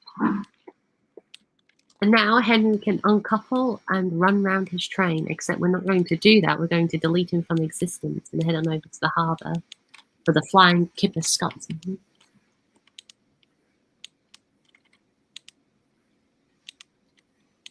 There we go. Goodbye, Henry. And we'll go over to here and set up a contest for the Flying Kipper. And by that, I mean the most generic box ends possible so that they don't lag while on the stream. Because the Flying Kipper stuff from the railway works, it's extremely laggy. All right. Scotsman, where are you? Flying. What version of Flying Scotsman should I do? Should I do the CGI one? No, God, no. Should I do Flying Scotsman with smoke deflectors, 2 tenders, apple green. Okay. Superior Scotsman. Well, I mean, God. What if we put him in war black? But then he wouldn't have 2 beautiful tenders. Fair enough. He wouldn't have tendy wendies. Smoke deflectors. You can't just deprive Flying Scotsman of his tendies. Do you not remember what happened to the last person who defied Scotsman of his tendies? Remember Billy? Billy Bob Joe. Exactly. Remember him? He's gone now. King Billy Bob Joe of The the first. half-eaten bit of toast. Yeah, Flying Scotsman killed him. Oh. They laid his toasty body down on the tracks and Flying Scotsman rolled over him, decapitating him, King Charles I style.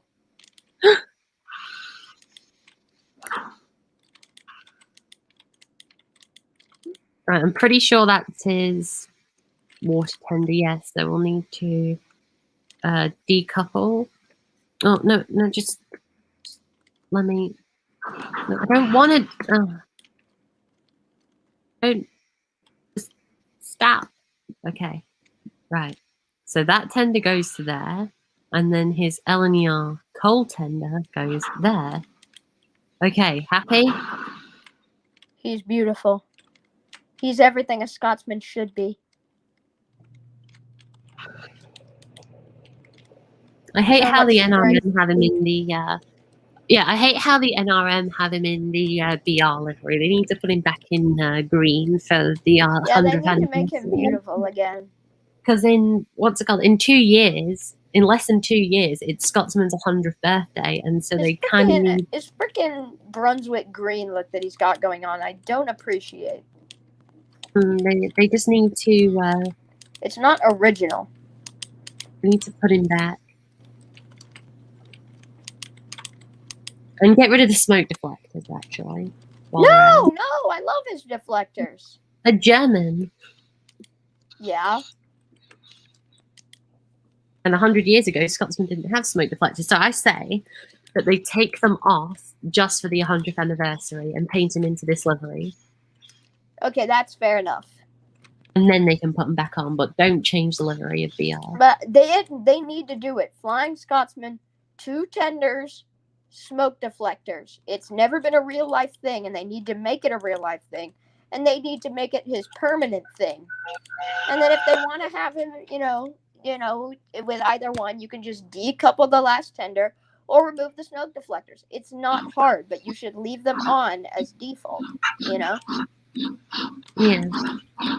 It would make things so much more superior.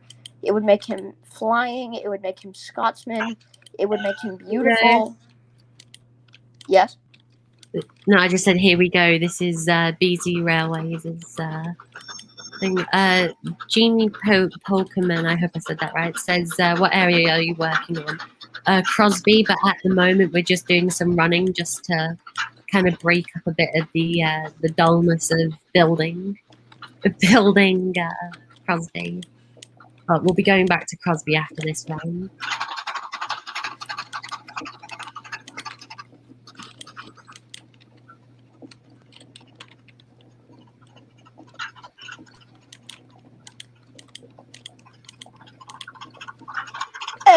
Hey, I want a hippopotamus for Christmas. It's the only thing I really want to get. Yeah. Oh, yeah, I forgot the rest of the words of this song. I'm a rapper in the 21st century, rapping to a really crappy simple beat. I rap about women and cars and stuff. I don't know. And when I run out of ideas, I rap about how I'm buff.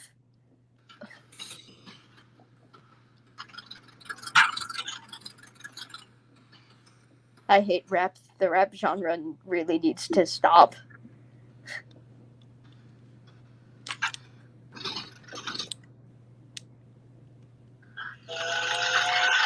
Scotsman's doing a healthy 87 with the flying kipper. Oh, we just reached 90, 91, 92. We're on a limit of 35 miles an hour and Scotsman's nearly at 100. He's so quiet.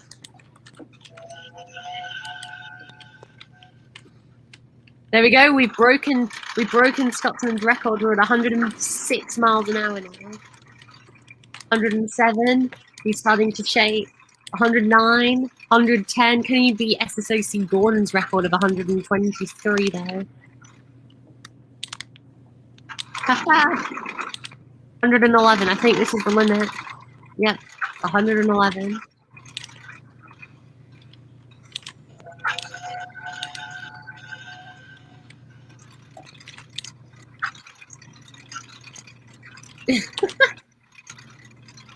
Look how much he's shaking side to side. The bathwater slipping and a splashing inside. Rocking. We are rocking on the railway. Rolling down the line, swinging. Swinging side to side, they'll be rocking and rolling when you come for the ride of your life. Now we are really moving. So fast, the world to can't and even fro. load in. You know you built a fast engine when the world still struggles to load in every time he goes by. When the world still struggles to load in.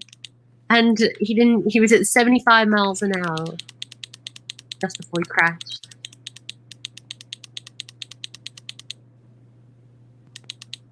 Right, I call that a success. And there we go. There's everyone's requests.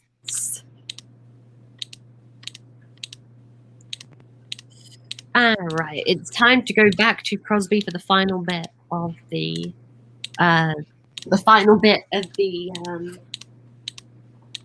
Good Lord, the request took up a long time. It's about time to end. What the hell? That was supposed to be a quick detour, and it took most of the stream. Wait, did it? Yeah. When did we start doing that? Crap. I think it was like 30 minutes ago, maybe. Oh, well, that's not too bad. That's still an impressive amount. I'm I mean, impressed. I think we went to, I think it was 4 streams ago. I think it was that 5-hour one that we did. We spent 2 hours just fulfilling all the requests. Hey, but it's cool though, because we don't normally get many requests, so it's cool. Oh, yeah. Right. So everyone, this is good old Crosby now. And I don't actually know what else we should work on. Because I think everything else, I'm going to definitely put in some smaller details, but I mean in large scale, in terms of larger objects, because I'm not going to put in the smaller details until last, just so it doesn't get even laggier. Until then, what's some bigger stuff that I could probably put down? A statue worshipping Queen Elizabeth and how amazing she is, and how every single person on planet Earth should bow down to her and worship her under punishment of painful torture and execution. I'll put that in Sudbury because it's the capital. I love how I went off on that, and then you're just like, I'll put it in Sudbury.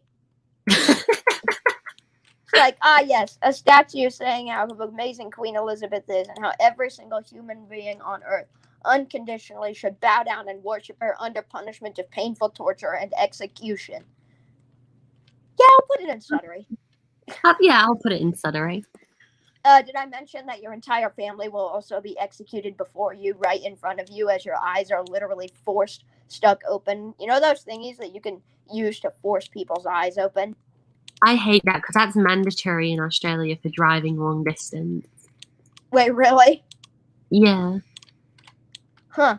Well, yeah, would they stick those in and they execute your entire family? Well, actually, they torture your entire family first. Then they execute them in front of you before they finally torture you and take you out of this world, because they can't torture you before you torture your family, because then you may lose your sanity, and thus you wouldn't understand, or you wouldn't really care that your family were dying, because you would lose all sense of your, Edward? Yes? You need to read David Walliams' Beast of Buckingham Palace.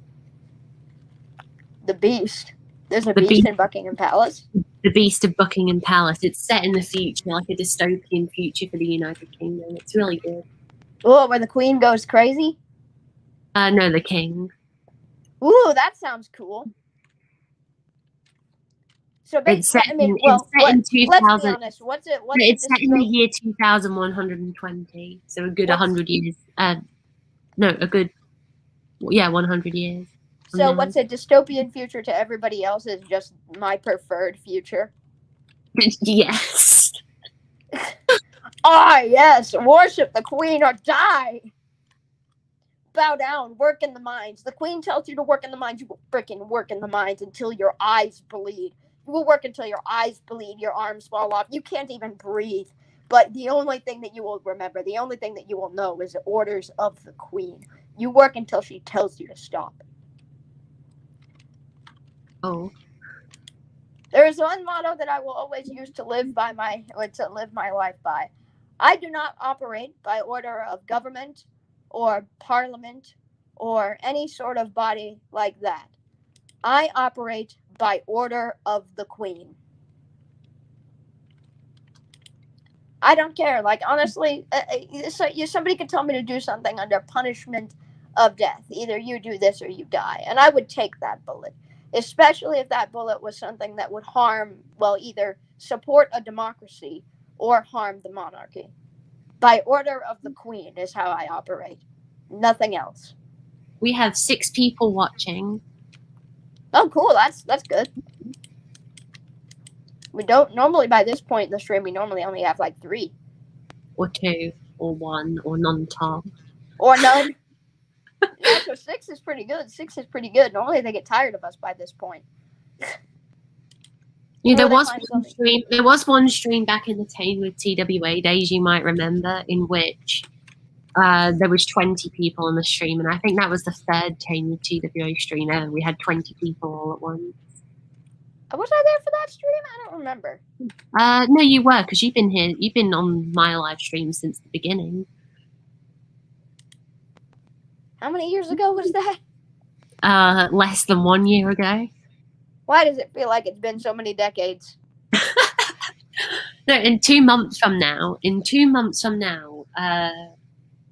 me having trains will turn 1 year old, and look how much I've done in that time. I've Bro, built it literally feels like you two just got it. iOS. I'm building 2 iOSs, my own map for a payware section.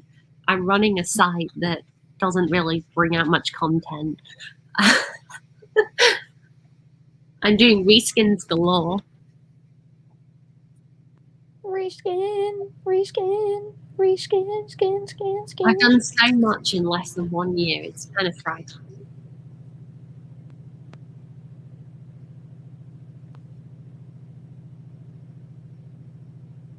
Oh.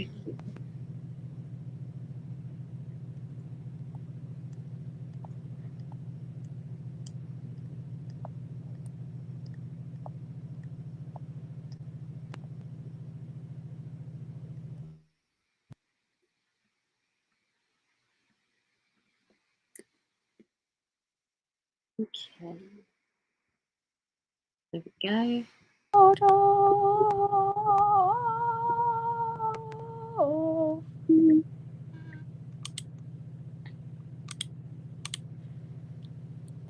I would rather die painfully under torture than support a democracy.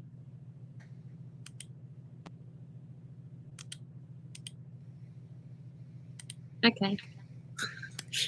I'm just saying. I don't think people understand how much I hate democracies.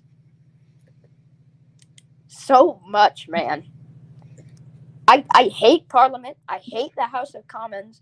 I hate it with a burning passion, and I want it to go away. And I learned a couple of days ago that American people can become British Prime Minister. So. Oh. Well, as long as you do and no one else, I would shudder to think an American. Yeah, I've learned that I figured out that anybody can actually be British Prime Minister. I thought it was only limited to people who are born in the United Kingdom. Essentially meaning we could have an alien take over. An alien. I mean, technically, yeah. There's nothing that technically by law that is possible. I mean, there's got to be a law that says they have to be human. Like a fucking dog couldn't take office. Actually, no. There's only one dog. There's only a couple of dogs that could take office. If the Queen fires the Prime Minister and appoints one of her corgis.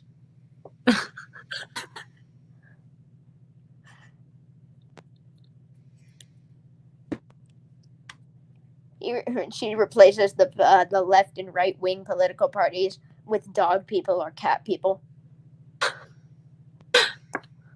They give a whole new meaning to dogs or cats debate.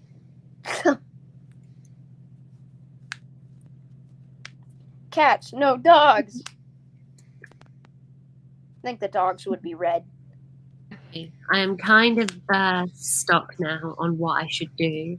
Should I build some shops along here? Should I put some shops or houses here? Or should I put some more buildings down here on the lower level? Or should I keep this all open for farming? I say farming. Like a farm near Crosby would be cool. I mean, there's about 500 in the area, but you know, okay. Well, farms, you know. Sodo is known for its extreme amount of farms. It ain't much, but it's honest work.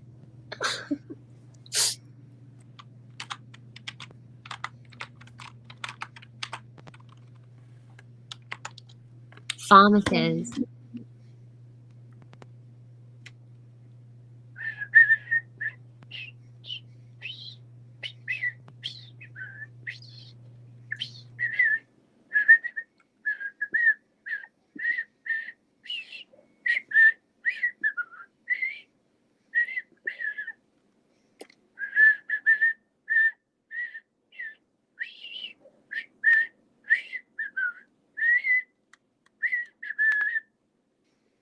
Oh, what am I doing? Oh my god, I need to be hung. I was just whistling the French national anthem. Who even am I? Oh my, that's disgusting. Somebody get a noose. I'm ending it right now. Oh God, that's ugh, disgusting. Don't worry, Edward. I won't tell anyone.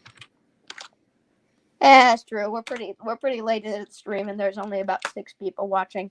Okay, everybody, don't say anything, please.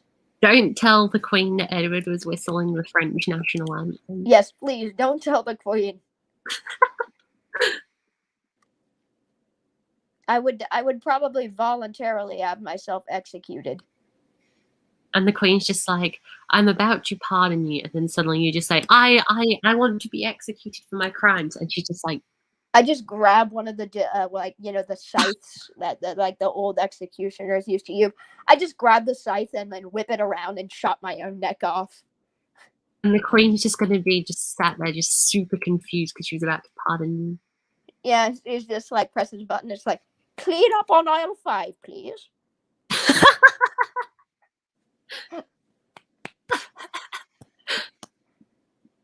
This is just a regular occurrence. She's used to having people executed in front of her. Or at least she should. I mean, I think I don't get why executions are not as common as they used to be. I say if you really want to teach somebody a lesson, I say if you want to teach somebody a lesson, you can teach that lesson by sending them to the next life with it. You know? You know, the best way to ensure somebody will never do that crime again is to physically get rid of them. Exactly. Everybody's always like, oh, we just gotta help them get better in prison, or like, how like they're nice to prisoners now for some reason. It's like, we just gotta make them, better so they won't commit the crime again. We should get rid of torture and difficult But the thing is, if you're conditions. nice, what will stop them from committing that crime again? Breaking their mind to the point where the only thing they know is worshiping the Queen. Break them. The only single thing that they will know is bowing down, worshiping, and following every single command that the Queen gives them. That'll stop them from committing crime. And then there's always the alternative method. They can't commit any more crime if they don't have a brain to think about the crime they're going to commit. Edward. Yes? What I was trying to say before you went off on that whole rant about that then was that they're being too nice to people in prisons. And I think that's what I mean. Like, you and me were talking about this a few weeks ago, how if they're too nice to people in prisons, they'll think, oh, this is a nice place, I'll come back. Yeah, exactly. It's like all the homeless prisoners on the street are like, damn, this is a pretty good deal. Wait, I can do more. I can get more time in here if I do a worse crime. Runs over to like a 5-year-old and just tears their head off. Can I go back now, guys? And you just get like the best suite in the whole prison. Exactly. How many people do I have to kill to get life? How many toddlers, damn it? How many? The thing is that at this point, I think they would eventually execute you. Yeah, I mean, yeah, that's true. But like, seriously, like, there's bound to be some sort of limit, but they don't want to. They don't tell anyone. Yeah, exactly. There has got to be a limit. Like, Grant. Like, how many times does somebody go to prison and escape prison and go to prison, to the point where they just don't, like, even if they willingly surrender at that point, and even if they just don't commit a crime other than breaking out of prison, seriously, how long does it go before one person just goes, I'm tired of this crap, and pops a cap in his head? How long? The thing is that it's like, if you escape, at this rate, some people might as well just leave their stuff behind because they know they're going to get caught and brought back. So they might as well just say, right, I'm going to leave my kettle here. I'm going to leave my blanket. I'm going to leave my pillow. I'll be back in about 5 minutes, just going for a nighttime stroll. That's essentially what it is.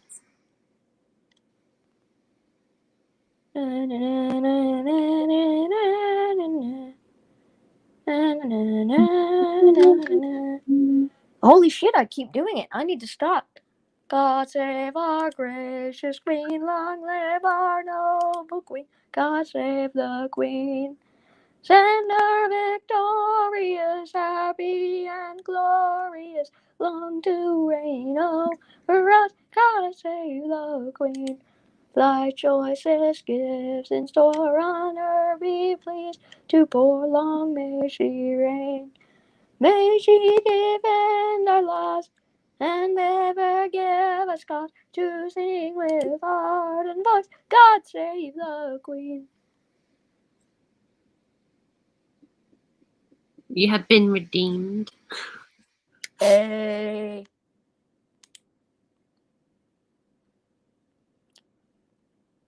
Worship our gracious queen.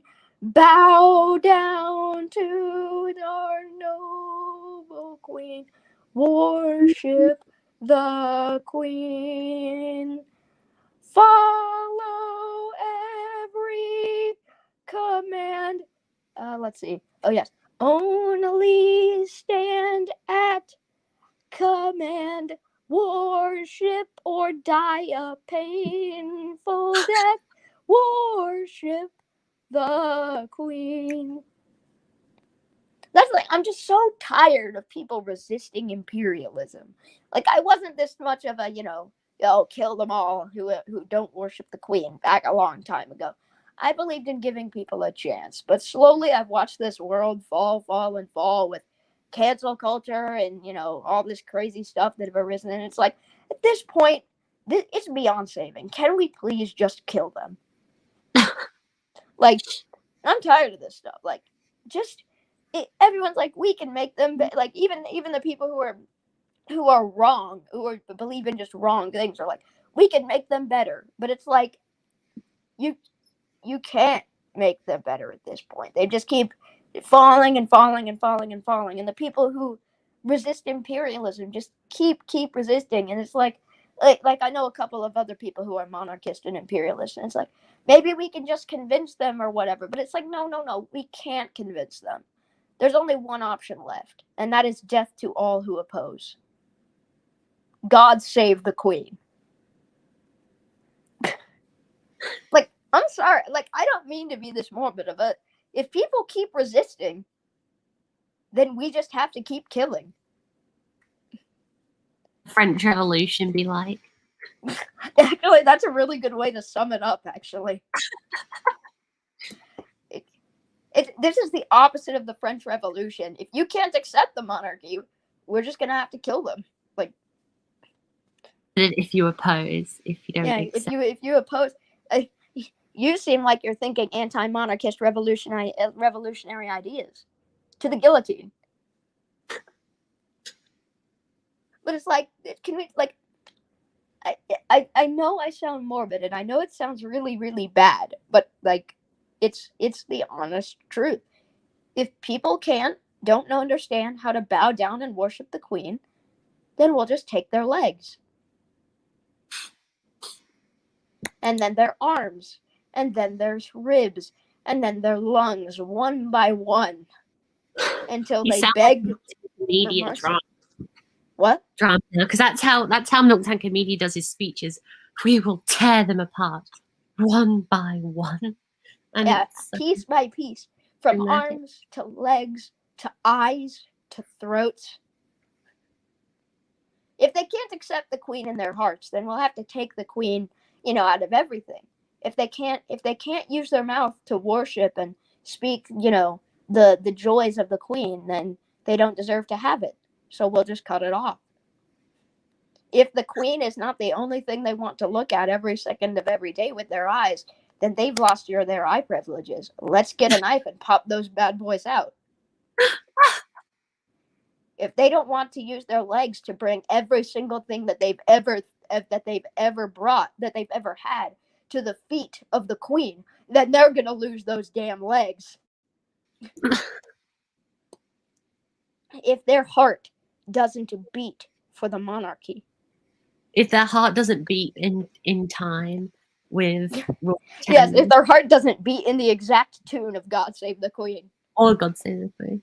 Yeah, they've got to go thump, thump, thump, thump, thump, thump, thump, thump, thump, thump, thump, thump, thump, thump, thump, thump.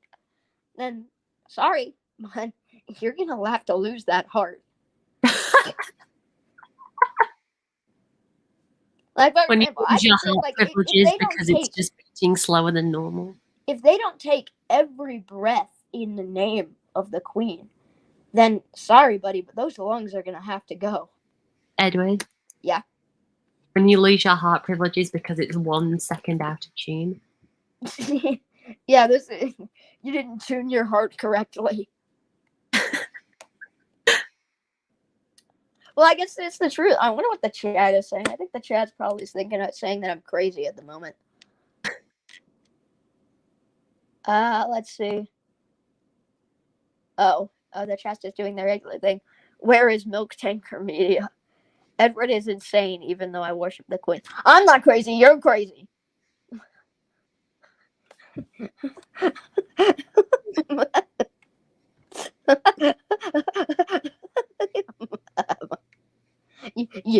Yeah, I'm not crazy. You're crazy. Spaghetti Jeff from Oversimplified be like. Spaghetti Jeff is the best character in history. John Brown. No, Spaghetti Jeff is the best person. That's true. Spaghetti Jeff. Spaghetti Jeff is the unsung hero of It's history. the unsung hero of history. He's always there with spaghetti on his head. Steve Sodor is. I think he's concerned for my mental health. Hey man, I'm not. Look, I like. I'm not. Like, how do I explain this? I'm not crazy. I'm not a crazy person. I'm not insane. I'm just fed up with the world that I see around me. Which, I mean, you're not the only one. To the outside perspective, I admit that does seem insane, but that's only because of the general perspective. You know what I mean? Like, the things that are right and wrong. Like, for example, I don't believe things that are too crazy for the 18th century. Like, if I travel back to the 18th century, everybody would think that I'm pretty normal. But because now, you know, my beliefs are just outdated. I'm not crazy. I'm just a person who I used to believe that things could be from the solved. 18th century who time traveled here by accident. Yeah, probably. And then lost your memory about the 18th century apart from all of the views and thoughts and everything. BZ Railways poses a very good question that says, do you have to use fear to rule the British Empire? I'm going to be completely honest. I don't think so. I admit fear should all... Here's the way that I look at it. The way that I view, like, the Queen. And the imperialism in general. Look at it as like a mother, in a way. Like, it's somebody that you It'd respect. make the mother proud, said Miss Jenny. It's something that the Queen is somebody that you respect and that you love and that you should always feel safe around. But at the same time, you should fear them if you do wrong. Like a mom, you know? You love your mom, you know? She's friendly and she's nice and you feel safe around her. But at the same time, if you do something wrong, she is something to be feared. Using fear to rule the British Empire, I admit, is the very wrong way to do it. Because imperialism, this is why I believe that the British Empire has survived longer than the French Empire. Look at it. Canada, Australia, New Zealand, India, Pakistan, Bangladesh, Burma, Egypt, South Africa, nearly all of them are still part, they're dominions still. And the reason why I believe that the British Empire has survived so long is because they're not viewed like other colonies. Other colonies and other empires, other mother countries, treated their colonies as, slaves. Things that could be bought and sold and, left and maneuvered and stuff like that. Things to be abused. They were looked at as property, the colonies. Whereas the British imperial family was looked at as just like that by the British people and their monarchs. A family. Children, if you will. Like, they're family. They're not just, people who can be bought and who can be sold. When that piece of land is conquered, that's not just a British colony. That is an extension of Britain itself. which means they are British people, meaning that it is falling under the duty of the Queen to protect them with her life. That's why the British Empire has survived so long. Now, but the reason why I'm saying all this brutal stuff is because that's a two-way street. That is a two-way street. It is the Queen's job to protect and defend her people and her colonial people and her empire with her life. But at the same time, it is the same for you. It is the same for you. It is the same the other way round. Exactly. I would die for the Queen without a second thought. And I don't even live in the Empire. But if the time came and I had to die to preserve imperialism and to bring democracy to its knees, I would do it without a second thought, for the glory of the Empire. I don't think you should, I suppose you should say, you should never fear the Empire as long as you support the Empire and obey its rules. And I admit you should not, and when I say, like, well, look at it this way. When I say that, you die when you don't obey the Queen and because you did all this stupid stuff, like, just like not obeying, like not, worshiping her on all four knees every single day. But you have to understand that it is the will of the Queen to not focus on her every day. It's the will of the Queen to take care of yourself. So, I mean, you have nothing to worry about as long as you listen to the Queen, because, like I said, the Queen's not some big scary ruler who you should fear as long as you haven't broken the law. The Queen is somebody who will protect you, someone who will keep you safe, somebody who will give their life at any day for you, somebody who has absolute power, no stupid politicians who are just looking, grubbily at the next election trying to consolidate power. A mother, a queen, a friend. And then you just get kids in the classes here in Australia that just say, I wish she was dead and just died already and we got a new ruler. It is an imperial... Every time they say that, I scream. It's an imperial family. It's not just some stupid colonial empire that can be removed or toyed with or revolutionized or any of that garbage. It's called the British imperial family for a reason. That's why I don't like the term Commonwealth. That sounds so superficial. That's why Australia named a railway after it. They called it Commonwealth Railways. Interesting, but yeah, that shows you how unoriginal they are. Yeah. The term Commonwealth is so superficial. The British Empire is a British imperial family, and I'm saying this from the perspective of somebody who does not live there as a natural-born American. All of you who live in the British Empire are very lucky to be where you are. And I'm not trying to guilt trip you here because, you support what you want to support, even if you're wrong. But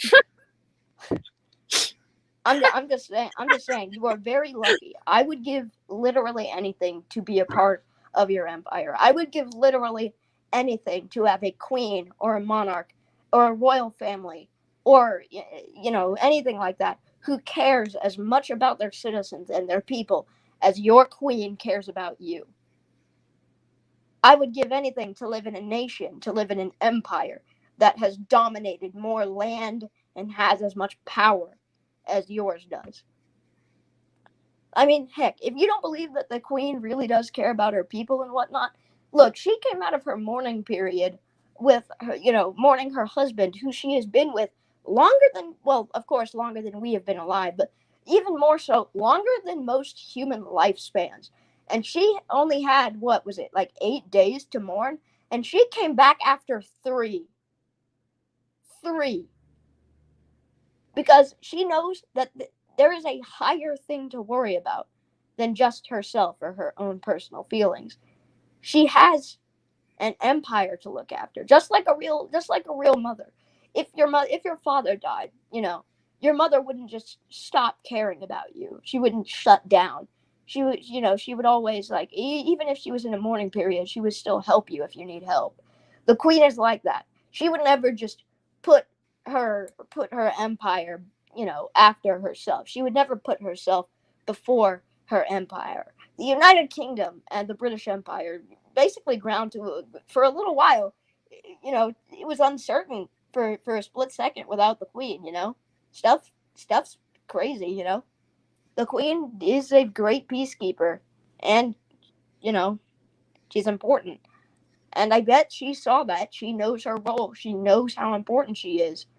And so she came back, not for the good of her power, not for the good of Parliament, not Not for the just to good of say, her not just to family. say, hey, I'm better and everything, and I care more than all of you. But Exactly. Not for the betterment of herself, not for the betterment of her power, her family, Parliament, and but she for the did promise, power. didn't she? She did promise during her during that speech that she said that she would guard the UK for life, and saying that she'd be the protector and whatever, all that. She made a declaration back in 1951 when she was in South Africa, saying that she would defend and serve the United Kingdom till her very last day, no matter what. And here we are, well over God knows how many years. I'm not going to do this. Around 60. Yeah, it's been over 60 years since then. It's been too long to count.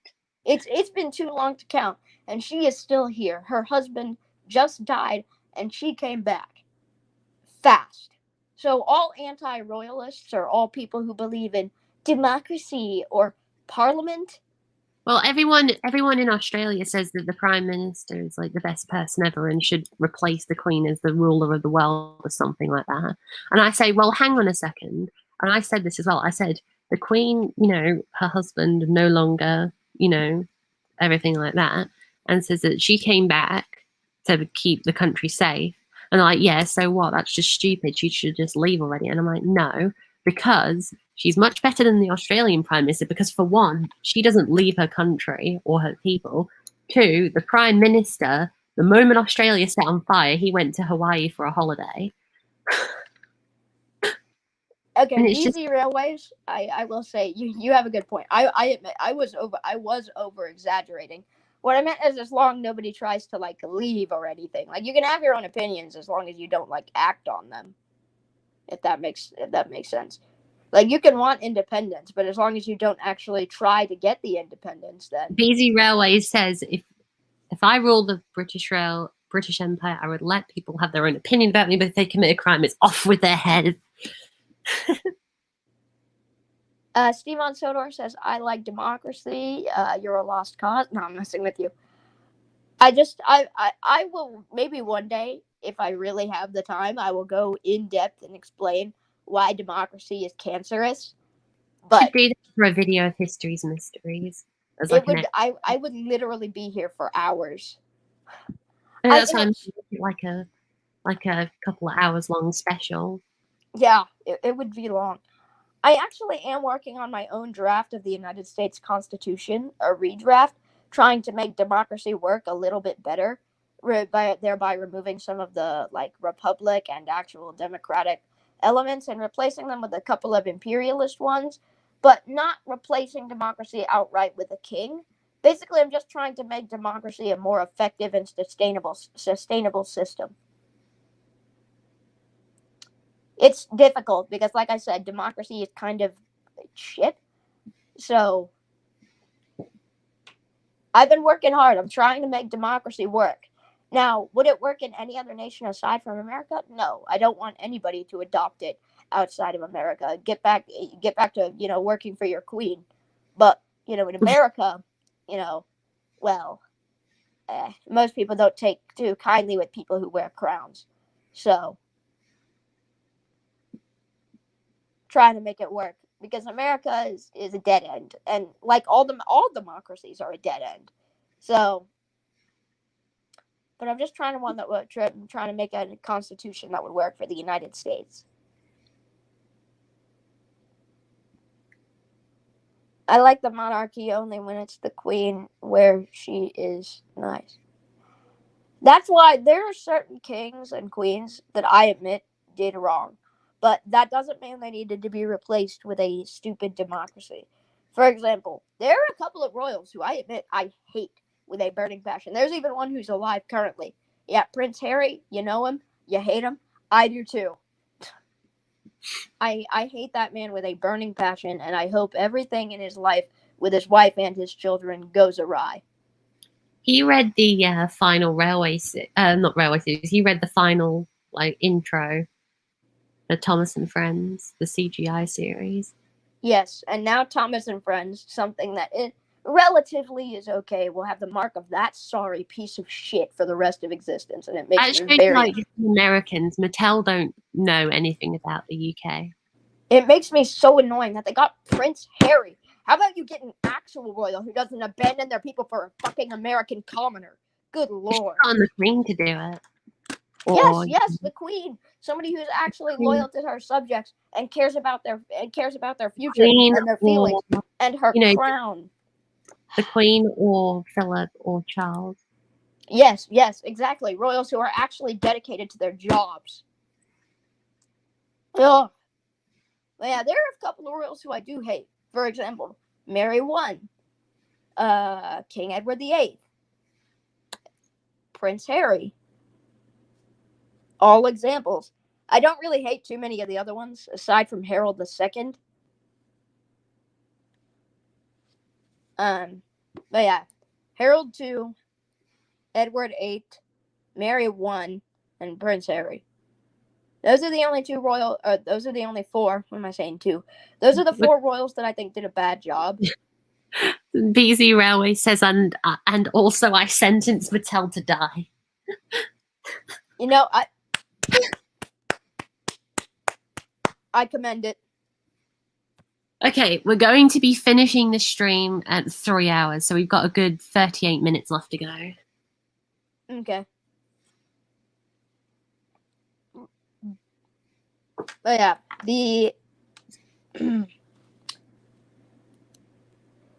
democracy is a failing system. Your queen cares about you, and yeah. I mean, now that we have an extra amount of time, maybe I could try to condense why democracy is really shit. No, talk about something else. Change your subject up a little. Save it for the histories and mysteries. Okay. Let's see. What else can I talk about? Sorry, I just got really fired. I was hitting my desk when I was talking about Prince Harry. God, I hate that guy. We could hear. God, man, I hate him. So, Pop-Tarts. Something trains related. So, train tarts. Something not food related. So, the Railway series. Yes. I have Christopher book. Fuck. That did not come out the way I wanted it to come out. I have every single book up to 38. I've heard that a lot of people haven't read or seen the Christopher Audrey stories, so I'll read one. Just the gaps in between read and one, and I'll read one. Right. Gordon the High-Speed Engine will do. That was a good one. I like that.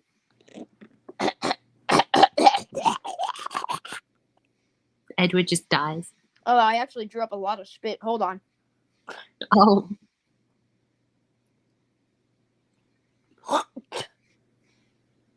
right, we're better. Right? What? You just hear the iconic Western spitting sound, and I'm just like, Texas be like. Hey man, just really quickly before I start, I remember the day my dad taught me how to spit. That was a fun day. UK learn fathers teach their kids how to ride bikes. Australia, fathers teach kids how to shoot kangaroos and throw boomerangs. America, fathers teach their kids how to spit in a bowl. That's just in the South. Okay, well, South America. Oh wait, that's the south of North America. South that would be Mexico, though. Shut up! I don't do geography. Okay. My dad did try to teach me how to ride a bike, but it didn't go very well because,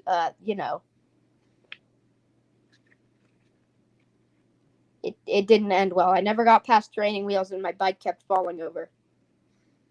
I mean, understandable. And my legs weren't strong enough to push the pedals. So it didn't go well.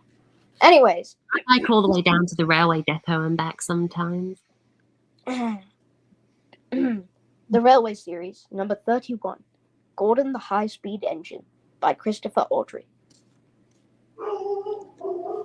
What the hell, man? My dog just started barking right after I read that, asshole. It sounded like Woody was barking Rule Britannia. Then he went. Did you hear that then? Like, I'd have to listen to the stream replay. that was amazing because I and the spacing was perfect. The Railway Series, number 31. You said Gordon the high speed engine, and then Woody started barking Rule Britannia. Yeah, very British. No, we'll save the timestamp. 2 minutes and 26 minutes. I will say Gordon's face does not 2 look hours. very. Look at this. Gordon's face does not look very Rule Britannia in the cover. Hold up. Hang on. Gordon's face does not look very happy in the cover at all.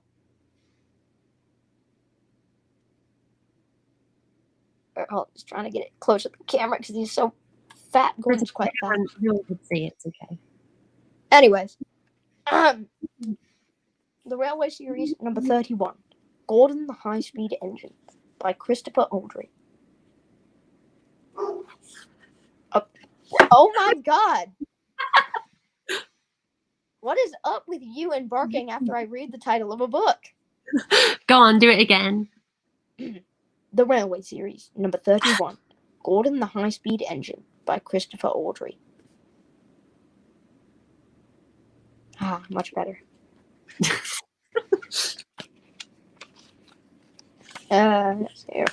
Railway Series, number 31, Gordon the High-Speed Engine, by number 1, Gordon by Christopher Audrey, with illustrations by Clive Spong. Spong the coach.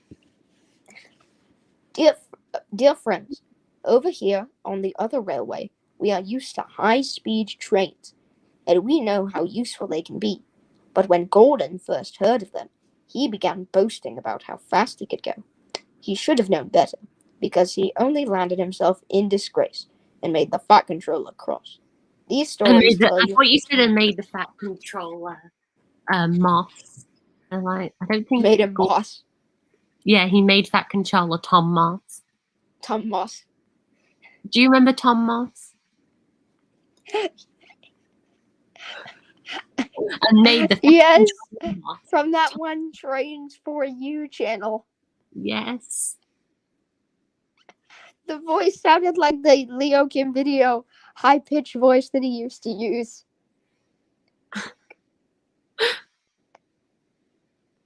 I'm sorry, I'm just laughing too hard. Because I remember that. And made the Fat Controller very Tom Moss. That's such an obscure reference. Oh, god damn it, I never thought I'd hear that name again. Oh. Most people remember old Leo Kim video or old Thomas videos like Thomas and the Killer Trucks.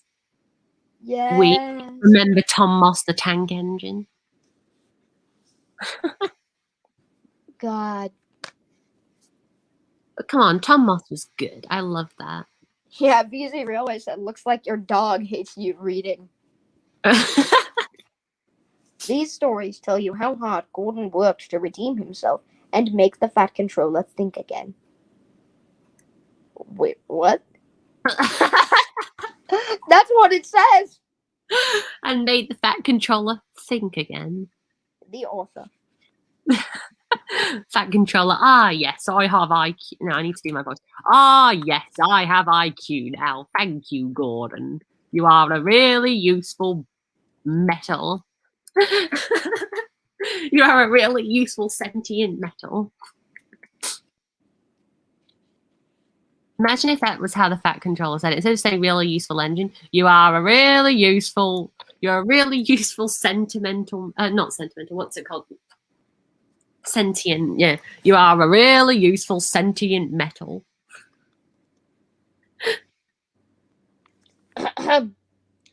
High-speed Gordon. Donald was excited. The diesel's at your Oh, works. this is he the announced. episode. This is the story that I adapted into High Speed Trains for SSOC, isn't it? I think so. Donald Yeah. was excited.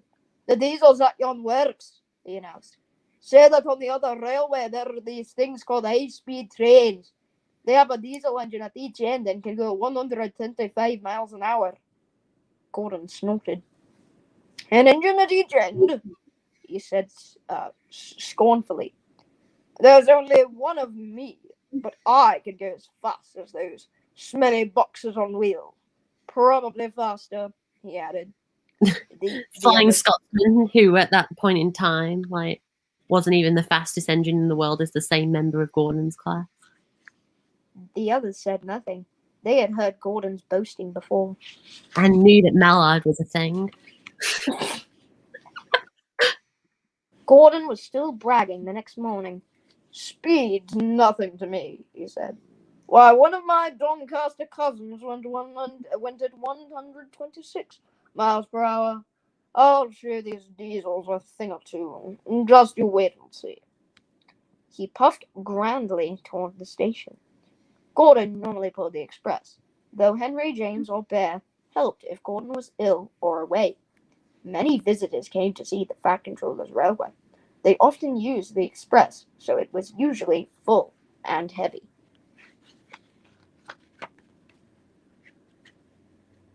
There had been frost during the night, and now the weather was wet and sleety.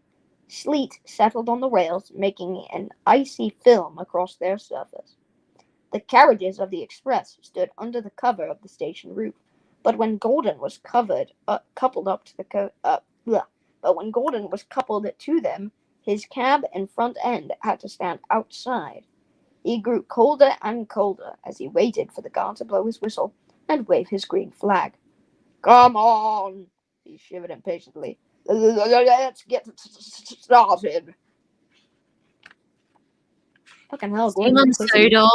Timon Soda says, bye, got to go. I enjoyed the stream. Okay, thank you for coming. Glad to hear that you enjoyed. Goodbye. Damn it, Gordon, you're a pussy. Just buy a jacket. At last, Gordon... Why did I read that? At last, Gordon arrived at Marks and Spencer's and set to work buying jackets. This one's £5.50. At last, Gordon heard the whistle. Come on, come on, come on, come on, come on, come on, come on, come on, come on. He shouted as he tried to pull quickly away, but his wheels slipped on the icy rails. The sudden movement made the water in his boiler surge forward, and Gordon's driver could not shut off steam. Gordon moved a yard and slithered to a standstill, held back by the heavy train. His wheels spun furiously, but neither Gordon nor his train budged an inch. Sanders, anyone? Sandboxes? Help, help, wailed Gordon despairingly, but nobody could. His wheels spun until his rods ached, but he could do nothing to stop them. His driver tried every trick he knew. An inspector came and tried some more. Well, he says every trick he knew, so I'd assume that means sand. But it was no good. The Fat Controller came to see what the fuss was about. He said several things to Gordon, but Gordon was making so much noise that he couldn't hear them. Sparks showered from the rails, but Gordon's wheels went on spinning.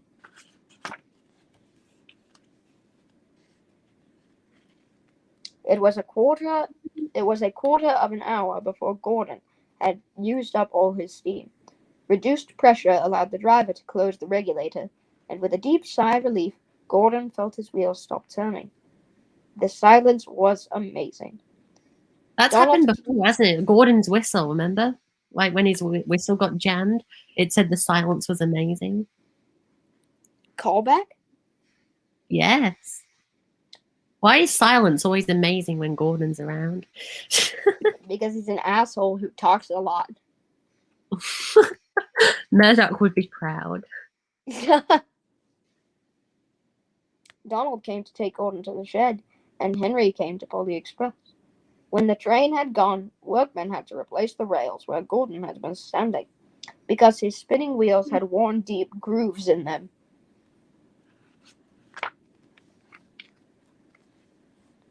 The shed was empty. Donald tactfully remembered another job and left Gordon on his own. But that night, Gordon heard a whisper from close by. "Did you hear?" it hissed. "How Gordon went for a spin today?" There was a quiet chuckle. Gordon heaved in silence. "High-speed trains are all very well," the whisper went on. "But Gordon ought to know by now that he's supposed to move his train, too." Gordon snorted disgustedly, and with a gasp, the whisper subsided into silence. Gasped because they realised Gordon was still awake. Oh dear.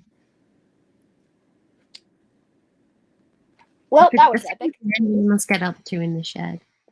Gordon the speed engine.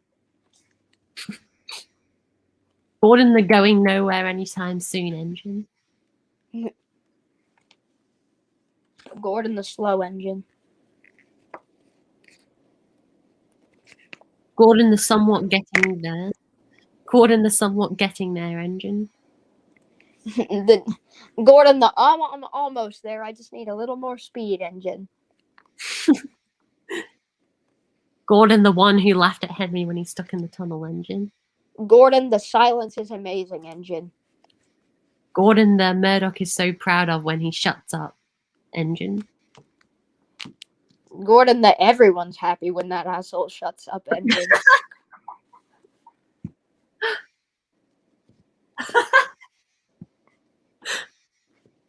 Well, damn, that one got you howling. What was so funny about that? That was a pretty bad joke, I think. The deadpan delivery as usual. It's just deadpan delivery. It's kind of my thing. Now we're going to read one of my favorite books in the series. Edward's Exploit. What? No. Oh. That one is my favorite. Mainline Engines is great. Specifically, the last story is the best. The Railway Series, number 8. Gordon the Big Engine. Gordon the Fat Engine. The Railway Series, number 8. Gordon the Morbidly Obese Engine. No, Gordon. No, what if we did Gordon the Fat Engine? Gordon the Burger Lover. Gordon was sat lazily on the siding, chomping down what was left of his driver's Big Mac. Gordon was sat in the McDonald's drive-thru. chomping down. On his way to get a burger. Oh, God. I'm crying. Nom nom nom, said Gordon. This is so much better than Cole. Not even nom nom nom. You just gotta go nom nom. It's like nom nom nom, said Gordon. This burger is delicious, much better than Cole. I'm so glad you introduced me to this new type of food driver. Ah, you're welcome, said his driver. And his driver just weighs 500 pounds. No, it's just like, you're welcome. You're welcome, Gordon. I bet it's so much better than Cole. That it is. And it's like, wait, how do you know, driver?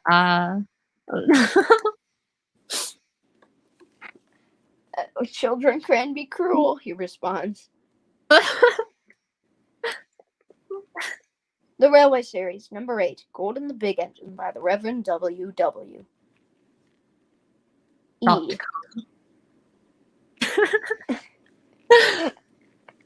By the Reverend WWE. Oh no, BC Railways deleted his Gordon the Wheel Slip Engine message. No, I have it here. Oh. StreamYard lets me see comments that have been deleted as well. Oh, cool. Gordon, why have you been eating my McDonald's? Said the fat controller. Thomas, I need you to go and pick up Gordon and take him to the Sodor prison cell for stealing my bird. That's my favorite thing. That's a totally different character. Actually, everybody keeps saying that Thomas and Thomas are the same character, but you see, there's Thomas, Thomas, and then there's Chomas, Chomish. Chomish. With Thomas, an H. With an H on the end. Special because the plot demands it. The Railway Series number 8, Golden the Big Engine by the Reverend W. I'm not wrong though, Edward. I'm not wrong, am I? Where it says like, Thomas, I need you to pick up another special because the plot demands it. Yeah, that's true. There's no other reason other than the plot. There's no other reason other than Mr. Bubbles needs some more goddamn bubble. And then we just got like Sharon Miller's writing, I'll huff and I'll puff and I'll some more goddamn bubble mix. Even though Mr. Bubbles always needs more damn bubble mix, even though in the last fucking episode we bought him an entire fucking tanker's worth. How does he run out of fucking bubble mix so fast? And then he's just, Thomas, Mr. Bubbles needs some more bubbles, so can you go to the bubble factory and pick up some bubbles for him, please? And Thomas is like, yes, sir. Holy shit, wait a minute, holy shit. Mr. Bubbles is a fraud. He doesn't blow the bubbles, he buys them pre-bubbled from the bubble factory. From the bubble factory. Mr. Bubbles is a fraud. Mr. Bubbles is a fraud. I'm gonna make an exposed video on him on my train tube channel. No, his bubbles are always pre-bubble. they're always pre-inflated. This is outrageous. I'm gonna make an exposing video on my train tube channel. Wait, no, on my train tube channel. Thomas, I need you to click subscribe to the Fat Controller YouTube channel. No, sir. Well, why ever not, Thomas? Because you keep calling me Thomas, sir. Well, that's your name, Thomas. Thomas. That's what I named you. And he's like, no, you named me Thomas, and then your accent changed. No, it didn't. Your name's always been Thomas. Fat Controller, is it spelled with a T or with a C? Cat Controller. Fat. Oh, wait, you mean THAT or FAT? F. No, because what did you say when you said is it spelt with? No, I meant is the Fat Controller spelling Thomas's name with a C or a T? Thomas. Anyways, dear Ian, you asked for a book about Gordon. Here it is. Gordon. Nobody asked. Nobody likes Gordon. Who's this Ian kid, and where can I find him? We're just gonna have a small conversation before I asked for a book about Gordon. He is most thrilled. The other engines aren't. They wish you would ask for someone like James, even, or Percy, or Toby, or Donald, or Douglas, or literally anyone else on the island, even Alfred or Croven. But no, you picked Gordon. So here's a book about Gordon. I don't know, man. I don't know many children who would ask for a book about a sociopathic murderer.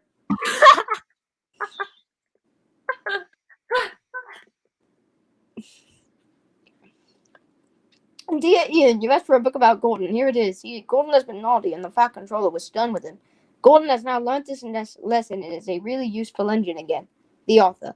Yeah, really useful engine for about the next book, and then he'll start being an ass again.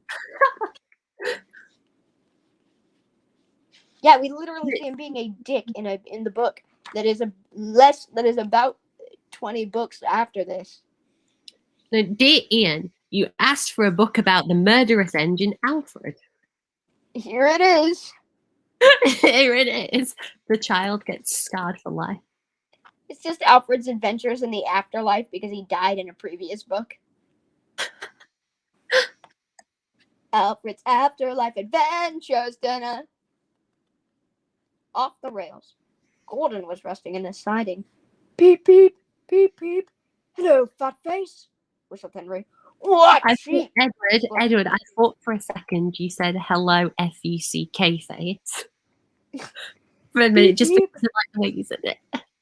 Gordon was resting in his siding. Peep, peep, peep, peep. Hello, fuckface, whistled Henry. What cheek? Spluttered Gordon. That Henry is too big for his wheels. Fancy speaking to me like that. Me, he went on, letting off steam.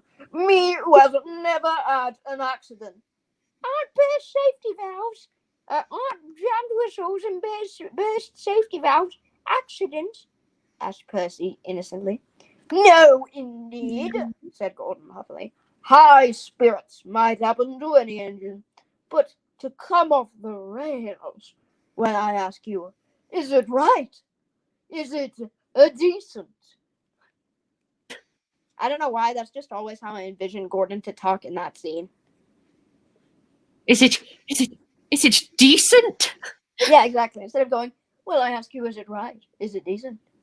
Well, I ask you, is it right? Is it decent? It's like he's struggling to get the words out in pure horror. Yeah, exactly. But he'd be faking it because he's an asshole. Gordon was a hot cross bun. He was toasting Yes, I love that so much. He was sizzling nicely. nicely. Gordon was a hot cross bun. He was toasting nicely in the sun. Oh, make a rap out of that. Gordon is a hot cross bun. He is toasting in the sun. Yeah. Okay, I'll see myself out.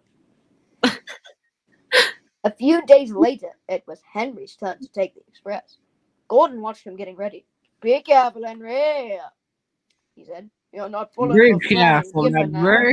Mind you keep on the rails today. This is one of my favorite lines in the Railway series. Henry snorted away, comma. Henry snorted away? But here's the thing. When I first heard about what cocaine was and what it did to you, I thought Henry was on cocaine. My reasoning for this... Henry's always sick. No. Look at his face in this illustration. I thought Henry was on cocaine.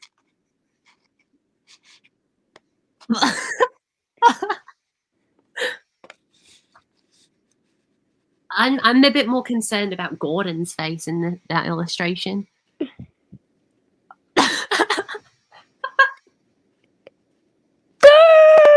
Gordon's like going. Hang on. Okay, once when we come to the end of the stream, which will be in 10 minutes, in about 5 minutes, once you finish reading that story, I'll find my Railway series book and we can both do like a voice impression cover of like one of the stories. Oh, that'd be cool. We should do Paint Pots and Queens. All right. Because we can end the stream off with a full roundabout to when we were talking about imperialism earlier. We can marry the two conversation topics together. All right. Well, you better hurry up and finish that story then. Okay. You got 10. You got 4 minutes. Henry snorted away. Gordon yawned and went to sleep, but he didn't sleep long. Wake up, Dawn, says driver. Special train's coming. We'll pull it. Gordon opened his eyes. Is it coaches or trucks? Trucks, said his driver. Trucks, said Gordon crossly. Bah! I love how he's like half awake and then he says trucks and then Gordon's like awake fully. Like, is it coaches or trucks? Trucks, says driver. Trucks, said Gordon crossly. Pah! I shan't do it. They lit Gordon's fire and oiled him ready for the run. The fire was sulky and wouldn't burn, but they couldn't wait. So Edward pushed him to the turntable to get him ready. I won't go, grumbled Gordon. Don't be silly. Fucking pussy, just wake up. puffed Edward. Gordon tried hard, but couldn't stop himself being moved. What the hell? Gordon, what do you mean you can't stop? Henry was able to resist Thomas, so surely you can resist fucking Edward. Like, what do you mean you can't stop yourself being moved? What the fuck? Henry was able to stop, like, Winston in the Railway series, so surely, Gordon, by this point, is stronger than old shape Henry, and Edward would probably be weaker than Winston. And if old shape Henry could stop Winston from moving him, then why the fuck can't Gordon stop Edward? Physics. Fair enough. Maybe when Gordon is being an idiot, he ends up becoming heavier, lighter, I mean, so that the engines can, you know, move him about. Yeah, because when he's an idiot, maybe that's when he's stupid, he loses his brain cells, and because he's an engine, brain cells are probably way heavier. Gordon tried hard, but he couldn't stop himself being moved. At last, he was on the turntable. Edward was uncoupled and backed away, and Gordon's driving fireman jumped down to turn him round. The movement had shaken Gordon's fire. It was now burning nicely and making steam. Gordon was cross and didn't care what he did. He waited till the table was halfway round. I'll show them! I'll show them! Just imagine the driver and fireman are just watching Gordon yell this at some bit of grass. He hissed I and realized moved slowly forward. He only meant to go a little way, just far enough to jam the table and stop it turning, as he'd done once before. But he couldn't stop himself, and slithering down the embankment, he settled in a ditch. Whoosh! He hissed as his wheel churned the mud. Get me out! Get me out! Not a hope, said his driver and fireman. You're stuck, you silly retard. Don't you understand that? You're stuck, you silly great engine. Don't you understand that? They telephoned to the fat controller. Sure, Gordon didn't want to take the special train and ran into a fucking ditch. He answered from his office. What's that, you say? The special's waiting. Tell Edward to take it, please. And Gordon? Oh, leave him where he is. We need that bastard out of the way anyways. I was planning on cutting him up next week anyway. Yeah. This just makes it easier to him up this weekend anyways. This just makes it easier to get rid of him. We haven't time to bother with him anyways. We haven't time to bother with him now. A family of toads croaked crossly at Gordon as he lay in the mud. He had disturbed their nap. On the other side of the ditch, some little boys were chattering. You look silly. They'll never get him out. They began to sing. Silly old Gordon fell in the ditch. Fell in the ditch. Silly old Gordon fell in the ditch. Oh, no, morning. Silly old Gordon is a dumb bitch. Is a dumb bitch. That's what they'd be singing if it was the 21st century.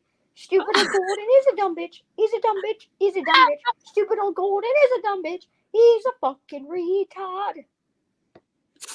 21st century off the rails be like. The school bell rang, and still singing, they chased down the road. Clash! Said Gordon, and blew away three tadpoles and an inquisitive newt. And the newt becomes a detective. Can we have a show with just the newt investigating all the accidents on the island? Today, everyone, we are at the scene of Henry's Tunnel. The year is 1920. Sherlock Frog. Gordon lay in the ditch. Fucking hell, I'm about to yawn. Gordon lay in the ditch where'd my accent go? Gordon lay in the ditch all day. Oh dear, he thought, I shall never get out. But that evening, they brought floodlights. Then with powerful jacks, they lifted that evening they brought floodlights. And then with powerful scrappers' torches, they cut him up. Oh shit! That'll Gordon was teach you. wailing and That'll screaming as teach his you, friends. said that controller, to mess with me. Gordon was wailing, screaming, and crying as they brutally chopped piece after piece off. Then they finally came for his face and cut him in half. Blood spewed everywhere. And the workmen and the engines alike celebrated. And the Yeah, I was fact about to say Gordon was still screaming, finally died. The other engines looked on. Oh, thank fucking God, I hated that guy, said Thomas. and then they just, and then not James, and then Percy comes to Sodor and is just like, why is there no number 4? It's a long story. We don't talk about him, said the He's the A0 that must not be named. The turbulent tale of, what's it? Fuck. Never mind. And with powerful jacks, they lifted Gordon and made a road of sleepers under his wheels to keep him from the mud. Strong wire ropes were fastened to his back, and James and Henry, pulling hard, at last managed to bring him back to the rails. Late that night, Gordon crawled home, a sadder and dicker engine. He's an asshole. He never learns anything. He's just an ass. Gordon is just a bitch.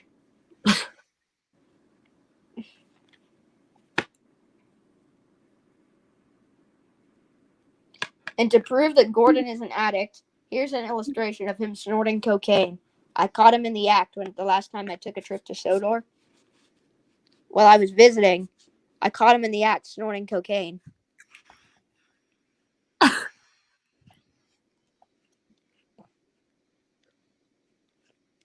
Okay, we got 3 minutes left, so we'll have to do the story next time. Alrighty then. God, We got 2 minutes. I will end out the stream singing the national anthem. God save our gracious Queen. Long live our noble Queen. God save the Queen. Send her victorious, happy and glorious, long to reign over us. God save the Queen.